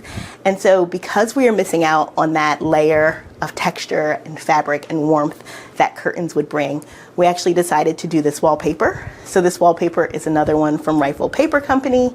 And we paired it with these high beadboard walls, so a little bit of a callback to our kitchen space. So they're the exact same beadboards, and we gave it a really nice simple ledge behind the bed. It is utilitarian and that it's there for storage, but it also gives us a really great place to save art in this space. We've got, due to our home style, not even windows. So every single room in the upstairs has like one window that's on a wall that breaks it up, and then it has like another window that's squarely in the middle. So our bed in this room is placed beside that window with the ledge here, and then the bed is in the center. Because we do not have a window on the other side, we needed to make sure that design would kind of follow the space instead of the other way around. So in order to mimic this window, we did larger art on that side, just a way to play with the eye, and then decided to go with mismatch nightstands. There was no way we could make them match because of how little space is on the other side of the bed. So we went with something slimmer on that side and something wider with more storage on this side for me. Thank you to my husband for allowing that to happen. And then with the bed, kept that same feeling of texture and print going with this bedding by the company store. So pulled in kind of those mixed prints, a striped here, a window pane there, love a mixed print. And then like a lot of the other spaces, we've got a jute rug in here. Something simple makes it so that it's not too much pattern. You need somewhere for your eye to rest. And then our dog Sirius, who is around here somewhere, has a home in every single room. He insists upon it. So a space for him. And then just a way for us to introduce more storage.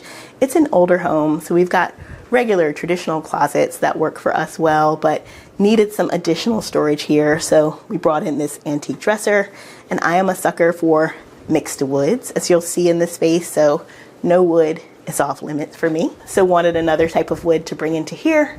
And then this piece is Young Woman with Peonies, and it's a really nice way to bring in additional color. So all of the color in this space is playing off of that one piece. So you'll see hints of purple, like in her cloth on her head. You'll see hints of yellow, green in this space. So like I said, a really easy way to pull through a design if you're not quite sure what you want to do is lean on one piece that you absolutely adore, and everything else can kind of follow from there. So color, texture, following suit from there. And then over here on this wall, leading to our primary bathroom, is this wall of pegs. So we need additional storage. My husband is a hat lover, and I am a sucker for an LL Bean tote. And so this wall is usually positively like reaming with all of them. And so we've gotten it down for you guys, but for the most part, when you're in this space, it's just gonna have lots of hats, lots of totes. Anything that makes a more efficient journey out the door in the morning is what we're gonna do. So let's transition into our primary bath. So this is our primary bath.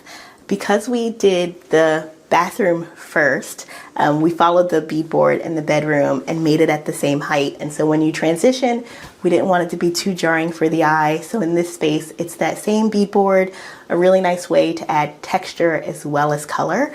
And we wanted to give it some height as well. So it is a 60-inch beadboard. And then on this wall, we've got two vanities. So we did do this bathroom from the top down. It was a gut renovation, but we wanted it to still feel true to the house, true to the design. So we went with more traditional fixtures in the space. And so these vanities are one of our favorite ways to do that. I know there are people who do not believe in double vanities, but for us, they are the correct answer. It is a really nice way to make sure that like each person has their space. They are powder room sized, so each person has enough space that we can get ready in here in the morning without kind of bumping into each other and being in each other's way. And then we did matching vanity mirrors in here as well, just like a quick purchase from World Market. This is marble, and so we're balancing high end with just like a quick, easy purchase as well. And I think a really great way to do that is the spaces, pieces that are less permanent. You can just go get something. It's okay. And so in this space, we've mixed metals, we've mixed hardware. So gold and brass playing nicely in here with chrome finishes on the sink.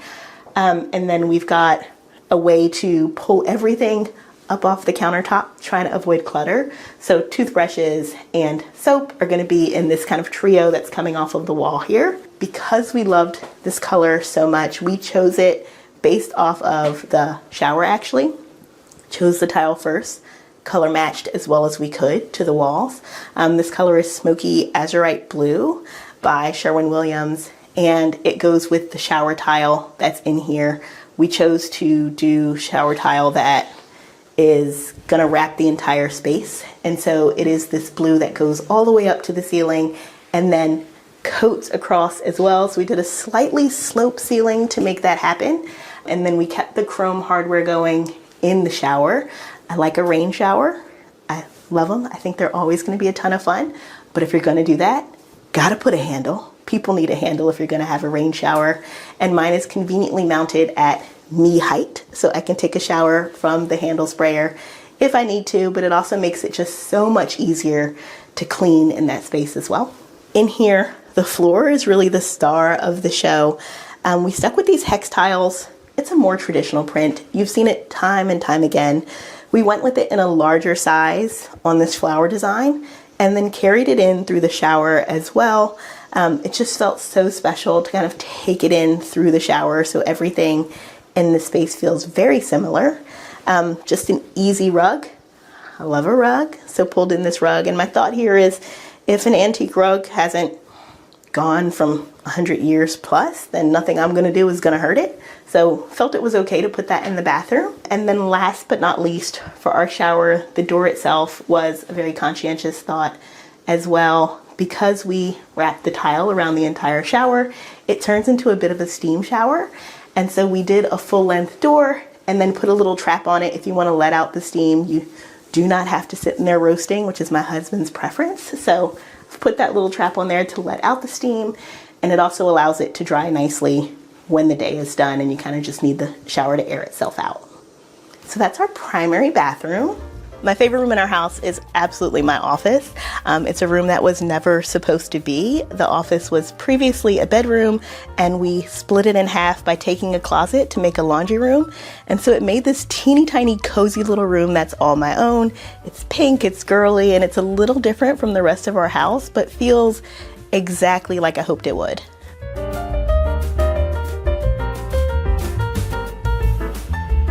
Right off of the primary bedroom is my office. So this office is number 2. And it is a very small space. As you can see, this space used to be a part of a larger room. We cut a part of it and used that for a laundry room, which we'll go into next.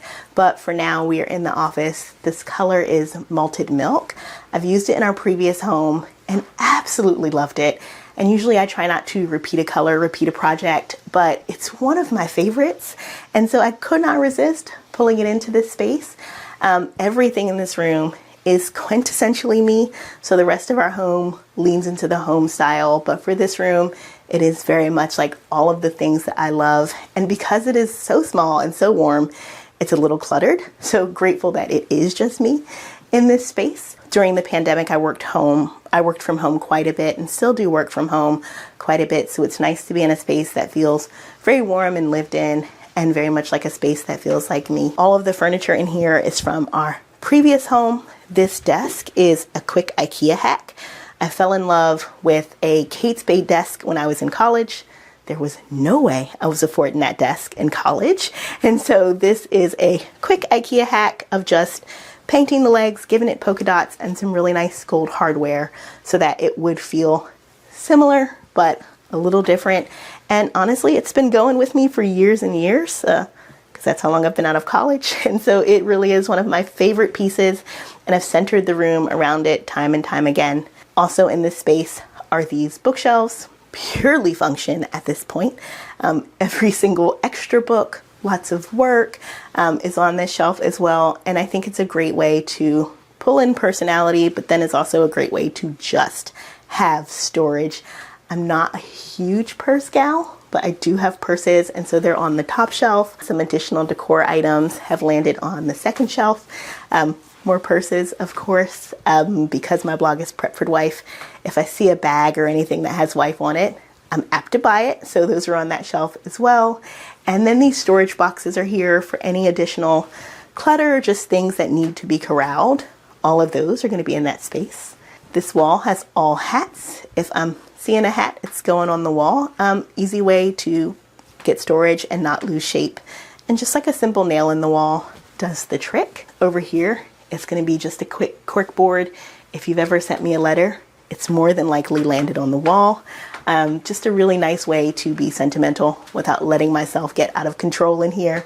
So everything that's ever arrived in the mail is on that space. And I love having like reminders of the folks who are in my life. And then, as with every room, this room has art in it that's culturally relevant to us. So any sort of piece that I've loved over the years has landed itself in here. And so just like down in the kitchen, we've got a gallery wall that is hung in a fun way where all of the pieces are kind of straddling that midline. And my favorite thing about it is they're just pieces I've collected over the years. And by putting them in kind of that unified formation, it gives them structure, and I just love it. And it makes for a really nice zoom background since the desk is right in front of it. So this is the office, and I'll show you the laundry room that used to be a part of the same space next. So this is our laundry room. It is a very small space. On our list of things when we bought our house, on our list was everything met by this house with the exception of a laundry room.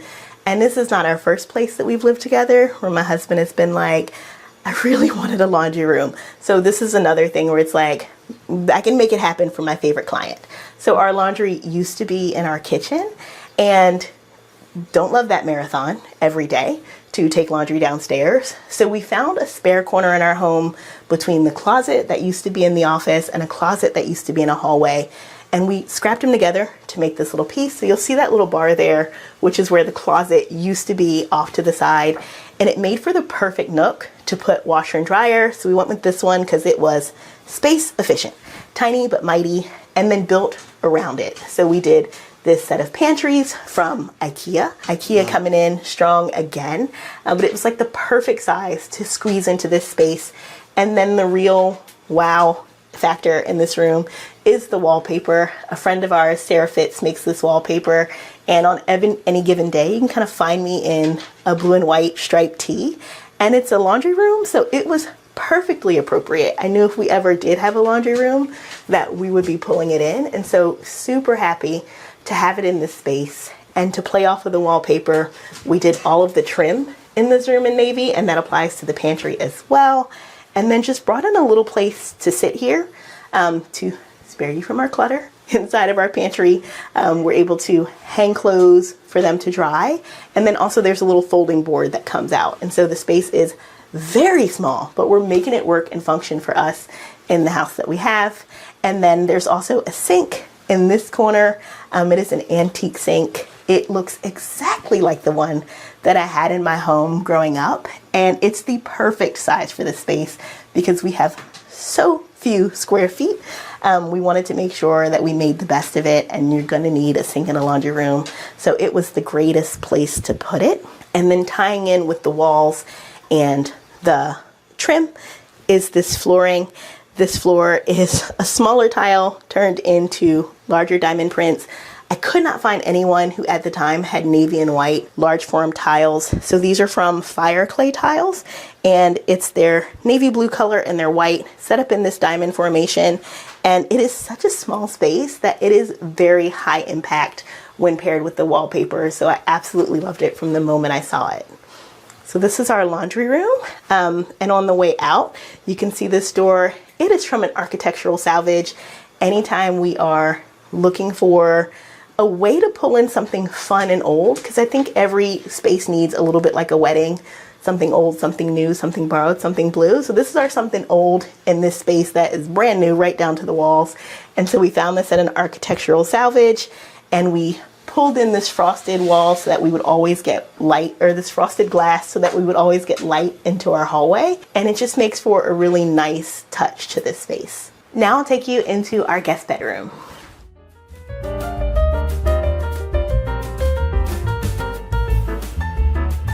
So this is our guest bedroom. We kept it quite simple in this space. We went with this spindle bed. Feels antique, but lots of antique beds do not come in a queen size, which is painful for guests. So this one is actually from Target. Really simple, easy buy, lends itself nicely to our style, and it's the perfect platform to continue to style things out on it. And so you'll see these blankets that are the perfect blend of kind of that Americana style that we talked about before, and I am again a sucker for a quilt, so it was a great way to bring that in as well.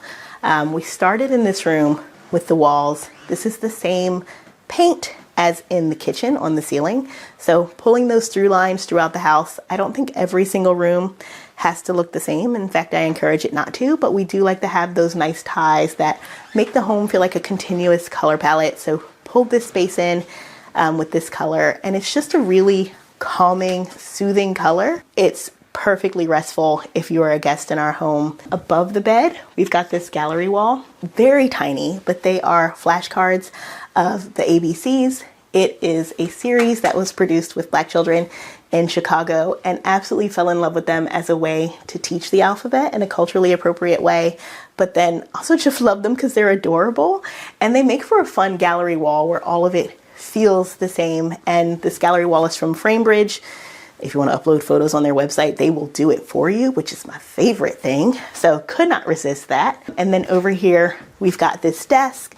We've got 2 guest rooms in this house, and for both guest rooms, the styling and the format is the same, where we've got a bed and then we've got a desk. Our siblings live very close to us in the area, and we are home base a lot of the times because our parents are in the northern states. And so both of our guest rooms have the format of being like a work from home situation. So there's going to be a desk as a utilitarian nightstand, and we've had this desk for years at this point. It's just following us from space to space, and I love that it's got that campaign hardware, but it's also perfectly functional.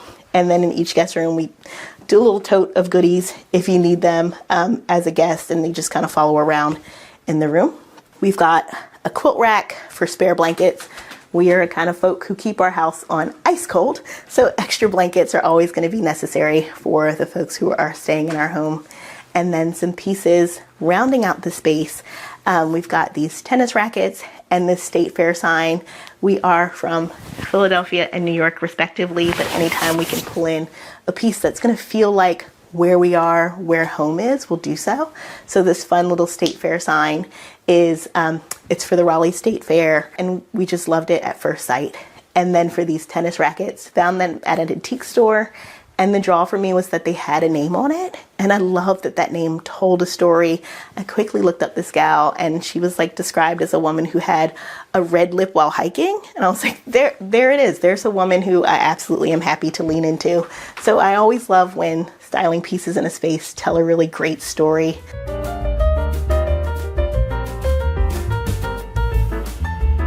This is our guest bathroom, and it's another space that we renovated from top to bottom, but we still wanted it to feel like it had always been here.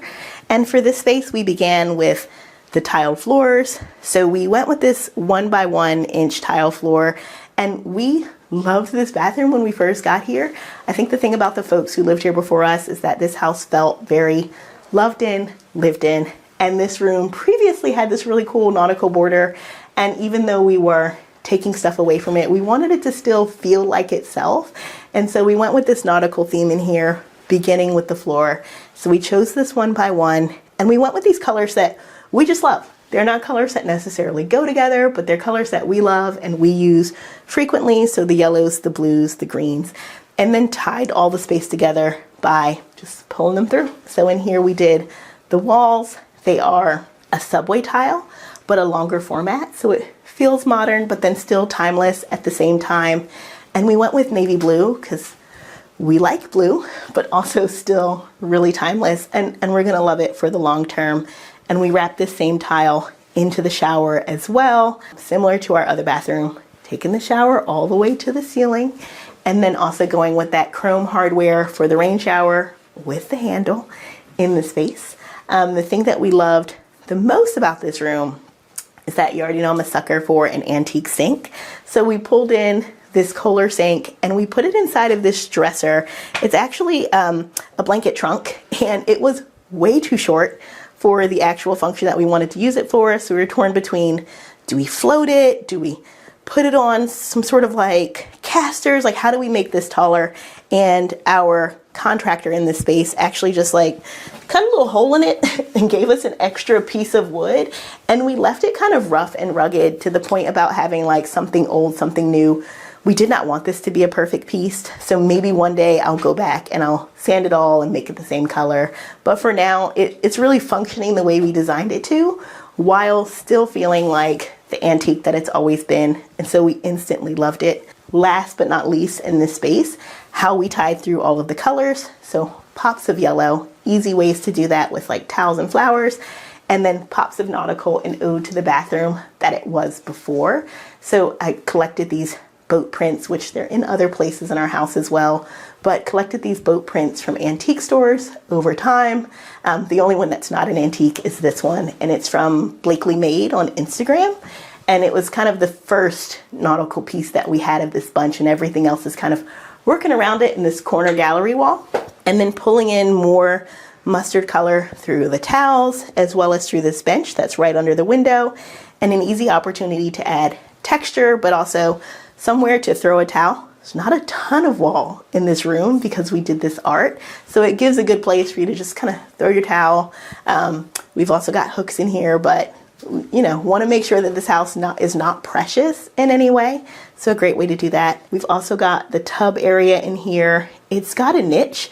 The niche is at the house at the height that I need it at. I feel like a lot of the times when you see design, it's designed for and by men. So you're always like, that niche is way too high for me to actually like shampoo from. So it's at the height that I'm actually using it at. And then this tub is one where when we were hunting for a tub for this space, we wanted it to feel original to this space, but we also wanted it to be one where you could put your knees and your chest in at the same time. With old houses, that's not always the case. So we made sure that we pulled that in here, and it is as functional as it is beautiful for us. And so really happy with that tub. So this is our guest bathroom. Home means to me somewhere safe, somewhere warm. It's always going to be constantly changing and constantly growing as you live within your home. And so really it's the place that's going to be a soft place to land at the end of the day. Hi Homeworthy, I'm Sammy. Welcome to my apartment in Newport Beach. Come on in.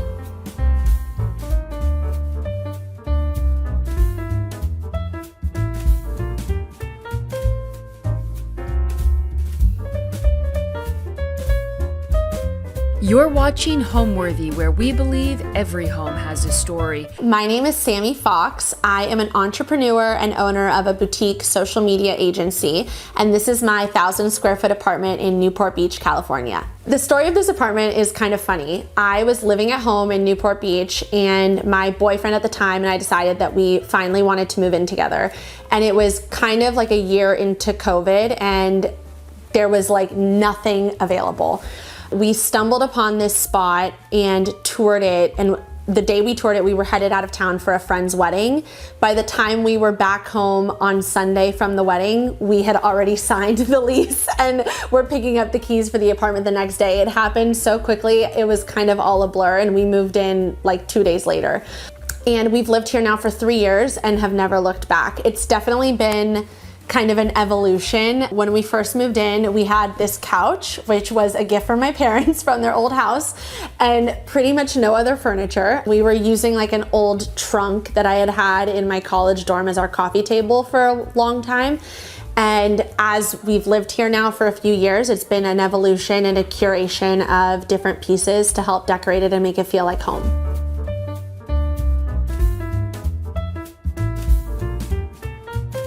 Welcome to the main living space of my apartment. As you can see, we don't really have any kind of formal foyer, but I've tried to create some divisiveness. So when you enter, you have this little spot. I've created or added this table where I have different coffee table books I love, a photo from our recent wedding, and this is one of my favorite things. This is a bowl of matches that were custom done for our wedding that I love to give to our friends who come by. With the matches that we have from our wedding, we actually have down here, this is a wine chiller, but I have filled it with matches that we have collected together and separate from trips around the world, different hotels, restaurants. So we have Grand Hotel Tremezzo, the Ritz Paris. Let's see, this is from the bar at Ralph Lauren in Milan, Craig's in LA. It's just fun to collect things like that and get to look at them over the years. And again, if you ever need a match to light a candle, I have plenty. I'm never out. And I kind of used this couch as like a divider between the living room and the entryway to the apartment.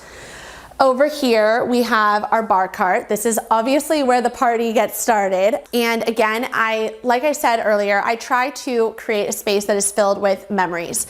So here is a bunch of stir sticks from one of our favorite hotels in Hawaii that my family has traveled to years over years. This is a silver bell from our wedding, which was what we gave out as favors to all of our guests. And then of course, the most important part, all the alcohol. So I am an Aperol Spritz or a Hugo Spritz girl. The whiskey and the vodka is much more for my husband.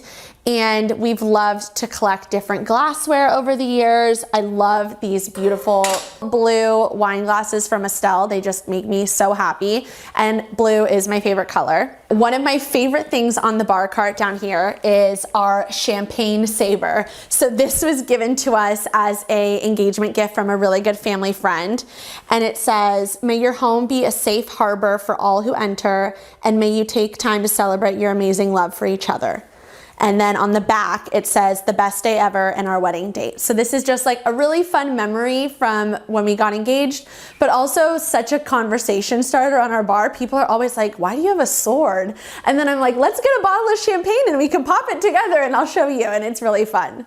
I would say the style of my apartment is kind of a mix of California coastal and a lot of traditional elements. Growing up, my mom decorated our home very traditionally, and so I've kind of taken a lot of influences from that and how I grew up and turned it into something that still feels youthful and fresh and very much me. We only live like 10 minutes away from the beach, and the ocean and the beach is one of my favorite things. It's a big inspiration for me, and my favorite color to decorate with is blue. So as you walk around the apartment, you'll see a lot of blue and white influences and things like that. But I'm inspired by so many different things, and that's what has really made it fun to decorate. One of my favorite things is to decorate with things that are meaningful. So souvenirs from trips, pieces from our wedding, things that mean stuff to us and you're not necessarily gonna find in other people's houses.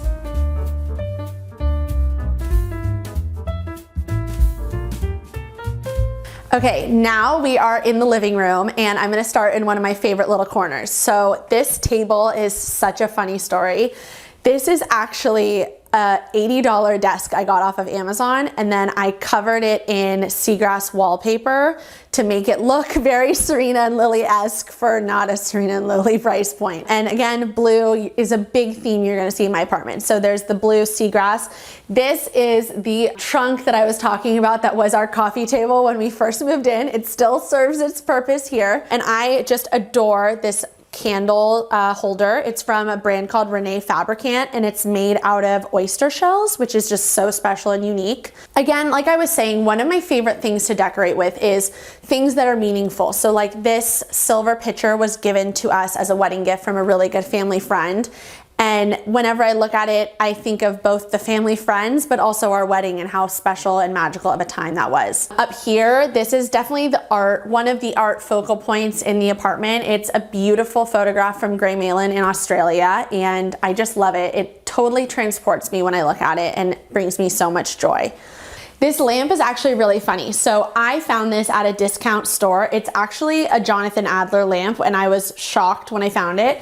But it had this horrible gray lampshade on it that I hated, and I kind of lived with it for a while until finally I couldn't take it. And I found this darling scallop trimmed lampshade that I swapped it out for, and it was like, it looks like it was always meant to be there. You never had to change anything. One of the other things that's really special that I have over here is, like I said, this blue trunk has been with me since college, but this trunk up here is filled with all of our stationery, cards, and everything we got from our wedding. So the lock has our wedding date on it, and inside, again, is just overflowing with different mementos that we've wanted to save. I also love these blessing beads, which were a gift from my mother-in-law when we got engaged.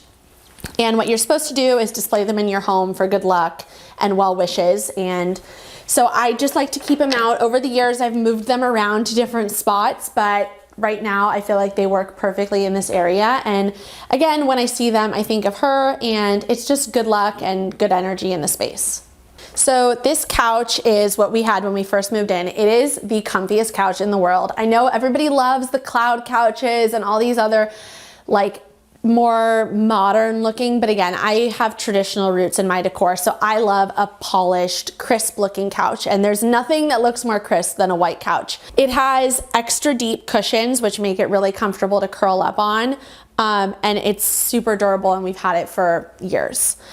One of my favorite things in the apartment, though, has to be the coffee table. So like I said, when we moved in, we had a couch, we had my old trunk as our coffee table, and finally for Christmas, my parents gifted me this coffee table. And I had been wanting it for a while, and it really was like, it was one of those moments where you don't realize how grateful you are for like a simple little thing in your life until you don't have one. Like when we finally had a true coffee table, it was like our whole world was transformed. So this is from Ballard Designs. It was a collaboration with Suzanne Kassler that they don't make anymore, unfortunately.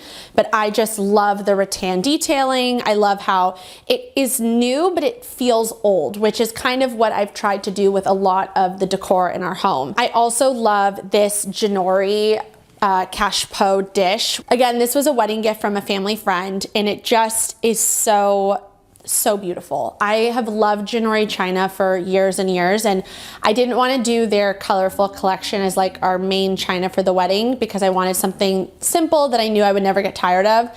But this is like a work of art. Over here is another really special piece. So this painting right here was actually painted during our wedding reception by a local artist named Timry, who I've admired her work for years. But what makes it so special is there are so many details in this that every time I look at it, I catch something new. So you have my husband and I during our first dance. I can see my parents sitting over here.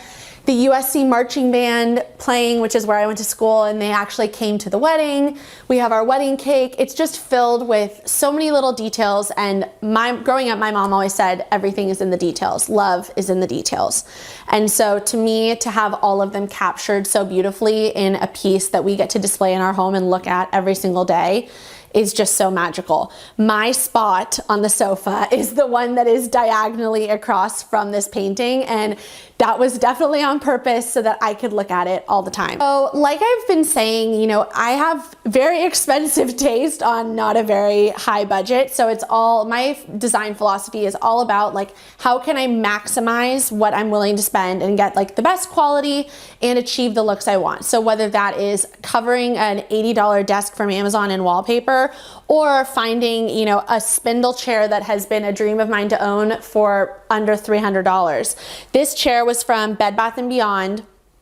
And even though my husband didn't love having to put it together for me, it made me so happy once we finally got it. This lamp was a recent purchase that I made from Target, under $100, which I really pride myself on. But the stand has a really unique shape, which is what I love. I love how it's curved, and it just really completes this corner of our apartment. So growing up in LA, one of my favorite places to go for girls' lunches with my mom was always the Ivy in Beverly Hills. And the Ivy is known for their iconic pottery that they use for all their dishes, cups, and it's this hand-painted print that features leaves and flowers, and it's really iconic. And when I was in high school, I told my best friend, who was my maid of honor, that my dream was to one day have all Ivy dishes in my home. And so she, that year for my birthday, gave me a set of 4 of their coffee mugs, and over the years she's added to my collection. And so I love having this on display because while I don't live in LA anymore and I don't get to go to the Ivy that often, having this here makes it feel a little bit like I get to be there. And I love using it as a platter when people come over to put appetizers, and it just adds a really nice pop of color. One of the things that I think makes an apartment or a home really feel special is combining textures to add another layer of coziness to the space. So I have this jute rug, we have the rattan coffee table, the wicker tray. Those are all elements that help contribute to how the space feels. So while I am really drawn to a lot of whites and blues, adding in those materials and natural color help really ground the room and make it feel a little bit older and not so like stark and modern. Another way I do that is by adding in plants. So this is actually a fake tree that I got from Target, but again, it is in this beautiful wicker basket, and you honestly would never even know unless you looked close. But all of those little details put into different areas of the room are what tie it together and make it look cohesive instead of random. It would be really weird if I had all white and then one brown basket in the corner. People would be like, well, that doesn't really work. But when you tie it in by incorporating it in different areas, it all works and flows really nicely together. So when I was 15 years old, I started a blog, which I feel like now nobody even has a blog, but I was homesick from school and I decided I was going to start a fashion and lifestyle blog. So I spent like a few days trying to think of names. I came up with the word preptista, which is a mix between the word prepster and fashionista, which really kind of were what I identified as.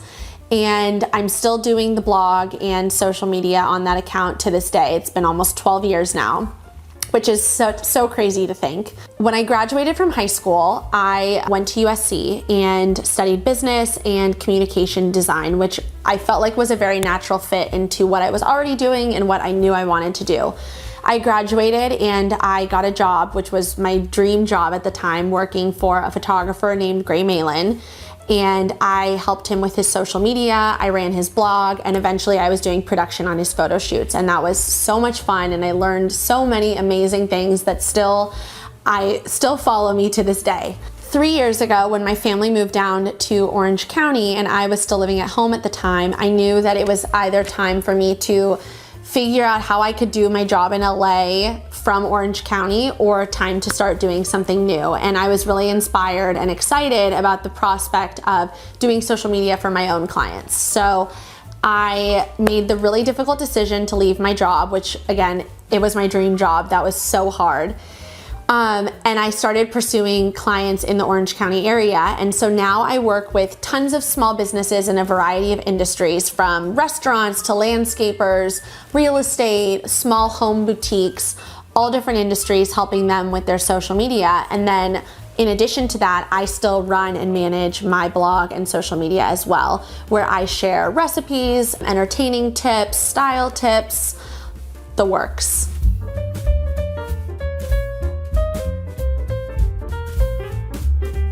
So now we're gonna move from the living room into the dining room, which again, I feel like I'm gonna say every room in this house is my favorite, but this is one of my favorite spots. It's tiny but mighty, and it gets a lot of action because I love hosting and entertaining and having friends over. So whether I'm sitting here having dinner with my husband or a couple friends, or I've covered this table in appetizers for a cocktail party or holiday party, this really is an anchor into our whole living space. Over here is our cake stand, which I always keep some kind of baked good in. My husband loves that, and he literally said to me like a week ago, he's like, I always love that there's some kind of treat I can take a bite of when I walk by. Over here, this is a Mackenzie Childs recipe box, and I have loved Mackenzie Childs for years and years and years.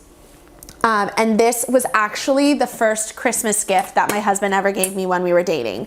I had told my mom that my dream was to have a recipe box one day that I could fill with my own recipes and family recipes and recipes that I loved from the internet and other cookbooks that I could, take with me wherever I lived. And one day my kids would be able to like rifle through this and make all the recipes that I made for them. So my mom told him about that and told him that this was the recipe box I wanted. And so he surprised me with it. And now it has been with us ever since. And I love filling it up. So one of my favorite recipes, or I would maybe say is my most famous recipe, is my chocolate chip cookies, which I took from a recipe I found on the internet and kind of elaborated on my own. But the funny story about it is when we moved in here, I made chocolate chip cookies for all of our neighbors as just kind of a, try to get to know people, gave them our phone number so that we had a community around us. And one of the tenants in our unit is our landlord's mother-in-law. And she loved the cookies so much that she hired me to make like 350 cookies to gift to all of her friends and family for that holiday season. So out of my tiny kitchen, I was making cookies, and I never made any in that quantity, but they really are that good. The secret is a little bit of oat flour mixed in with the regular flour. You just grind up some oats in the blender, and that helps give it like an oatmeal cookie flavor, but you get all the other good parts of a real chocolate chip cookie. As I mentioned, one of my favorite things is hosting, and I think I was in a little bit of denial about how small our space was when we were registering for gifts for our wedding. So after we got married, we brought all our gifts that had been stored at my parents' house home, and I realized, like, oh my God, I have no idea where to put all of this stuff. I didn't have enough storage.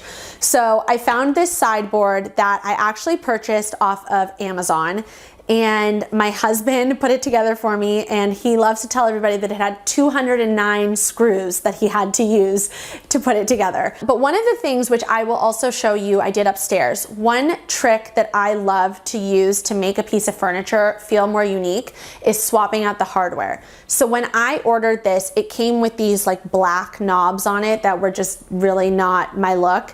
And I found these really cute clover, gold, and like pearl looking knobs that I swapped out, and all of a sudden it was like a completely different piece of furniture. So there's really a lot of easy ways to make something that's, you know, not as luxurious feel or look like it is more luxurious, and switching out hardware and knobs is one of my favorite ways to do that. Should we take a look inside and see if there's any fun pieces from our wedding I can show you? This pair of vases that is from Juliska, and they're the most beautiful blue and white blown glass. It kind of has like a speckled look to it.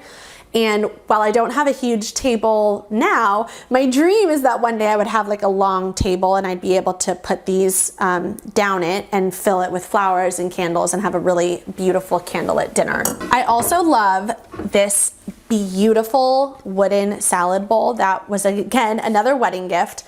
When we got this, my husband was like, all I want to do is make like a really good homemade Caesar salad to put in that. I feel like you always think of like classic restaurants with the tableside Caesar in a big wooden bowl, and this is exactly the kind of bowl that you would use for something like that. So I love this, and it's just so gorgeous. These green glasses are so fun, and these were gifted to me by a friend at one of my bridal showers, but I love the pop of green. For me, it's really unexpected. I'm typically neutrals, blue and white, but there was something about this green color that I just could not get out of my head, and I've used them so many times, and they're plastic, which is so nice because you don't have to worry about people dropping them. But if you look close, they have like a really nice texture, and it almost looks like there's bubbles within the plastic. So they're just really fun and unique and add an unexpected pop of color to a tablescape. The best compliment that somebody can give me about my home is that when they walk in, they feel like they're home. I want my friends and family to feel like they can take their shoes off, kick their feet up, and be totally relaxed and at ease, and not feel like, oh, I don't want to spill anything on the couch. Like, this home is meant to be lived in, and so I want people to feel that way.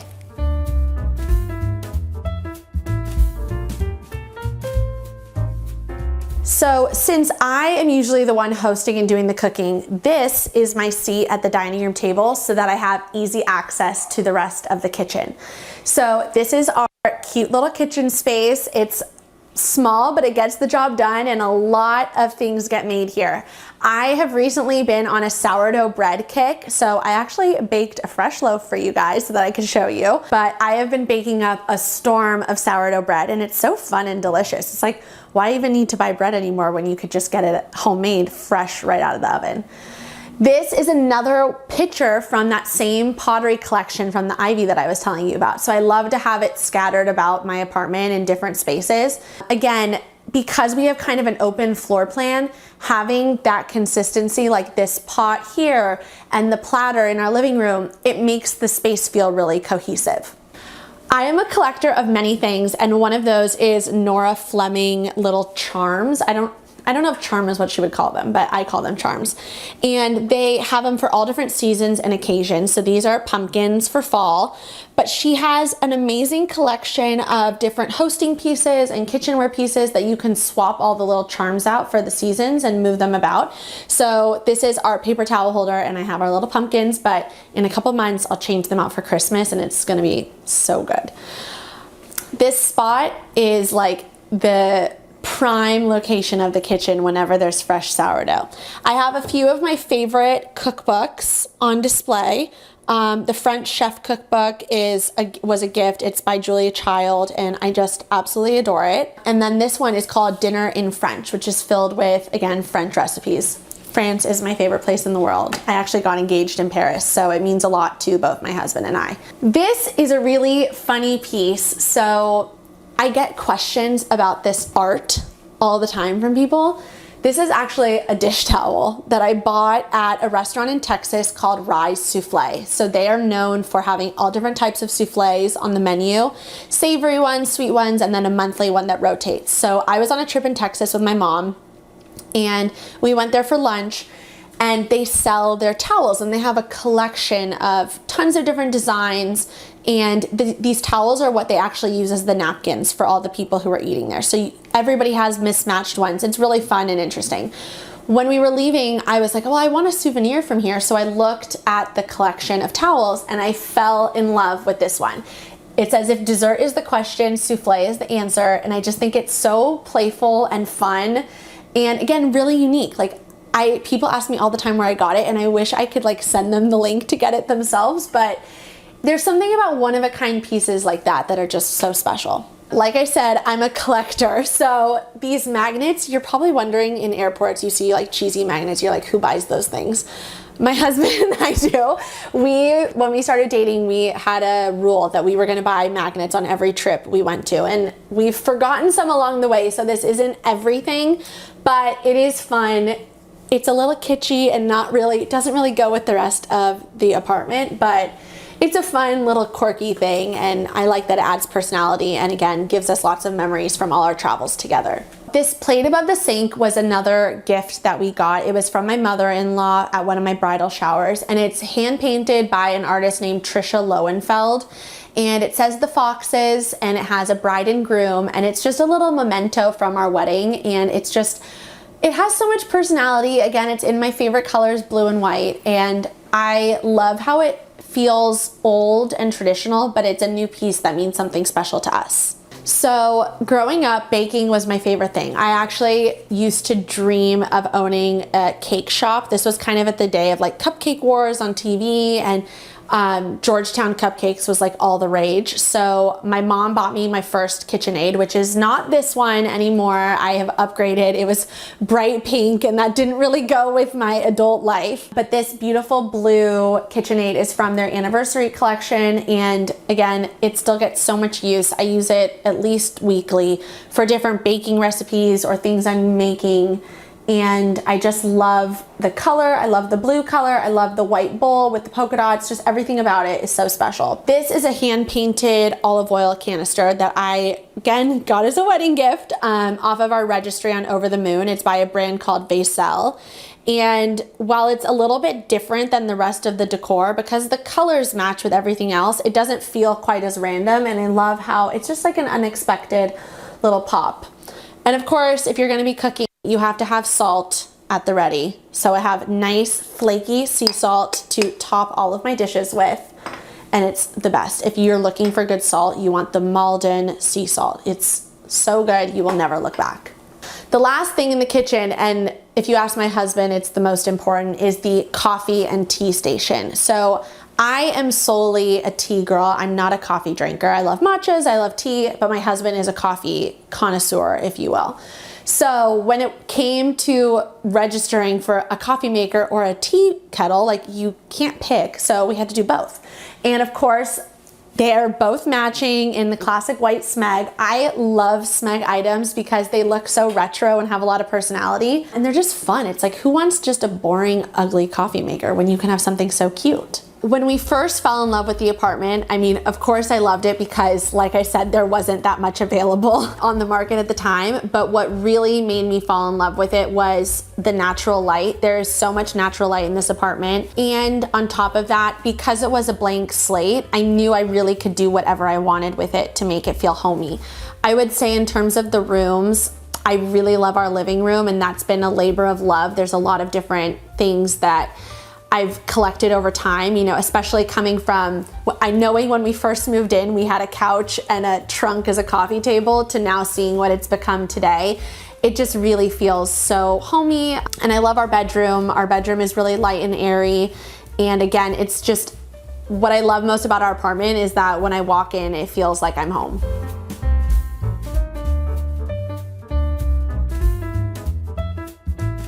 Okay, coming out of the main living space, we have our tiny little powder bath, but it's still really cute. We have our monogram towels from Wheezy Towels, which Wheezy is my favorite towel brand in the whole world. I absolutely adore them. And a beautiful photograph by Gray Malin from one of our favorite hotels ever, the Mauna Kea in Hawaii. And I love that, like, even though it's small, I've made it feel a little bit like an escape. The tissue boxes, which are a little nod to the tropical vibes of Hawaii. Again, it's tiny, but it does the job and it's cute, if I do say so myself. Okay, now I'm gonna take you upstairs. Come on.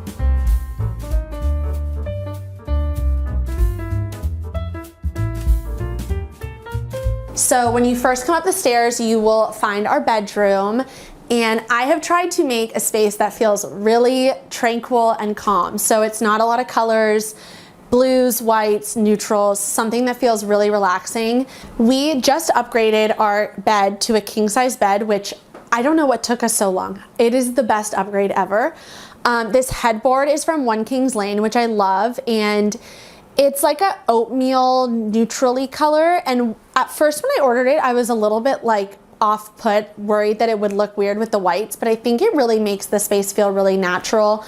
And the more I thought about it, if it was just like a stark white headboard, it would have looked so weird. So I'm really happy with how it turned out. These nightstands are from Pottery Barn. I actually had one of these in my room growing up, and when we moved in, brought the one nightstand with us. We were using it as a side table in our living room for just a little bit, and then we finally bought a second one to match. But I'm gonna show you a little thing. So like I mentioned downstairs, I love swapping out hardware on pieces when I don't love what comes with it. So I did not love the hardware that came on this Pottery Barn nightstand. So I ordered these little bamboo gold knobs off of Amazon, and they totally made it look different. Because we live in an apartment, I'm always looking for ways to optimize our storage because apartment living is notorious for not having a lot of storage space. So these are open bottom nightstands, but I put in these like jute wicker baskets that I found at the Container Store. And so I can just tell my husband, like, throw all your stuff in there. You don't need to leave it out. Nobody needs to see it. And it works perfect. When we decided to upgrade to the bed, I was so excited to pick out new bedding and really do something that felt special. I love like a big fluffy bed that feels like you're getting into a cloud. These Euro shams are from Serena and Lily, and so is our duvet cover, and they have a beautiful scallop edge. But the funny thing is, I ordered these, it was like 2 months ago that I got the pillow covers, and I was showing them to my mom, and I was like, I bought this beautiful blue and white pattern. I loved it so much. And she was like, oh my God, Sammy, you've loved that pattern for years. And I was like, what are you talking about? And she was like, well, a few years ago we were doing like home tours, and there was wallpaper, and it was the exact same pattern that I ended up buying on these pillows years later, and I didn't even remember. So that's kind of a silly little coincidence, but it made me fall in love with them even more because I was like, okay, it's not just a phase. I really have loved this pattern for such a long time. When we first moved into this apartment, we did not have a rug in this room, and I did not realize what big of a difference having a rug makes. So we added the rug. This was, like 6 months ago before we had the bed upgrade. But it really helped like anchor the room. So nothing in the layout changed, but we added the rug, and all of a sudden it felt like it wasn't an empty space with a bed in it. It was actually like a well-designed, thoughtful room and space. Over here, this dresser, again, so many things that have been handed down to us over the years that we've tried to transform and make our own. So this dresser was actually a black dresser that my husband's roommate that he lived with before we moved in together had in his room and was getting rid of, and so he gave it to us. We bought blue paint from Home Depot, Lowe's, something like that, and I painted it blue, and then I did the same gold bamboo knobs that I put on the nightstands to make it look like it fit with the rest of the furniture.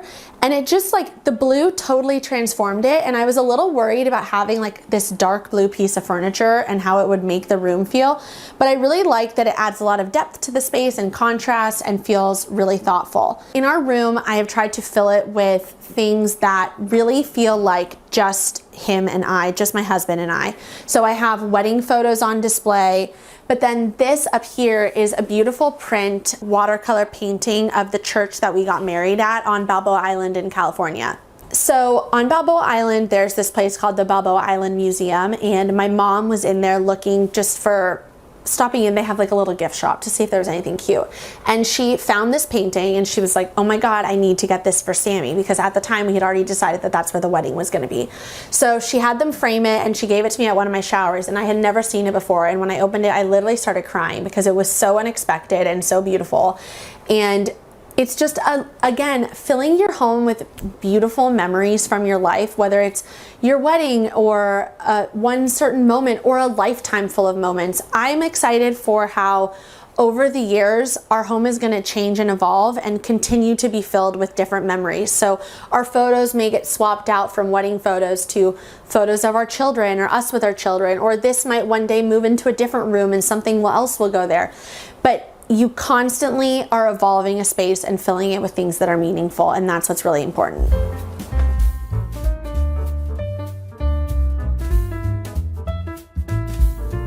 So if you come this way, this is our little hallway. It's not, the prettiest spot, but this is one of the most special things we have in our apartment. So when we got married, we were going back and forth on what we wanted to do as like a guest book. And one of the ideas I had was to take a coffee table book that we loved and have our friends sign on the pages.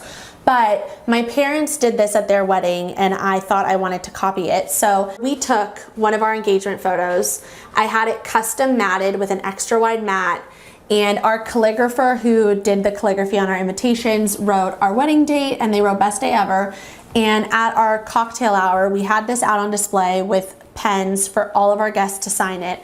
And now we have this beautiful piece of art that's filled with well wishes and the names of all the people who mean so much to us. And it's so fun and wonderful to get to look at every day when we walk through this hallway. And then the hallway, of course, leads into our little bathroom. So again, the Wheezy towels, you'll see, I had these downstairs, I have them up here too. This is their like applique monogramming, which I just adore. I think it is so beautiful and pops so nicely on the white towels. And we have the matching hand towel over here. And then to continue with the blue and white trend, this is a shower curtain I got from Serena and Lily, and I just loved how fun these blue tassels were, and they worked perfectly with the towels. So it just adds texture, it adds dimension, and I love mixing different things together to make a space that feels really cohesive and comfortable. And I want my home to feel lived in. It's not going to look perfect all the time. This is probably the best it's going to get unless I do something drastic. Having a home that feels lived in is the most important thing to me. So.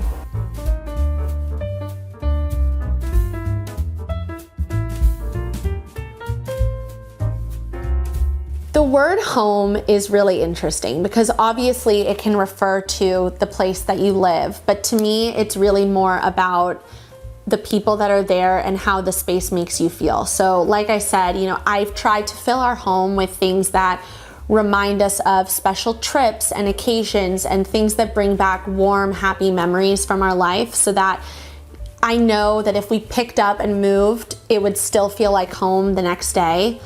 But ultimately, home is not about where you live. It's about the people that are there. And there's nothing that makes me happier than cooking dinner and having something on the stove and having my husband come home from work and getting to just sit on the couch together and either read or watch TV together and spend quality time together in our favorite place. Homeworthy, it's been so much fun having you here, and I'm so glad I got to show you around, but it's time for you to go and for me to get on with the day. So I'll see you later. Bye. Thanks for watching. Go to homeworthy.com for exclusive content and shopping guides.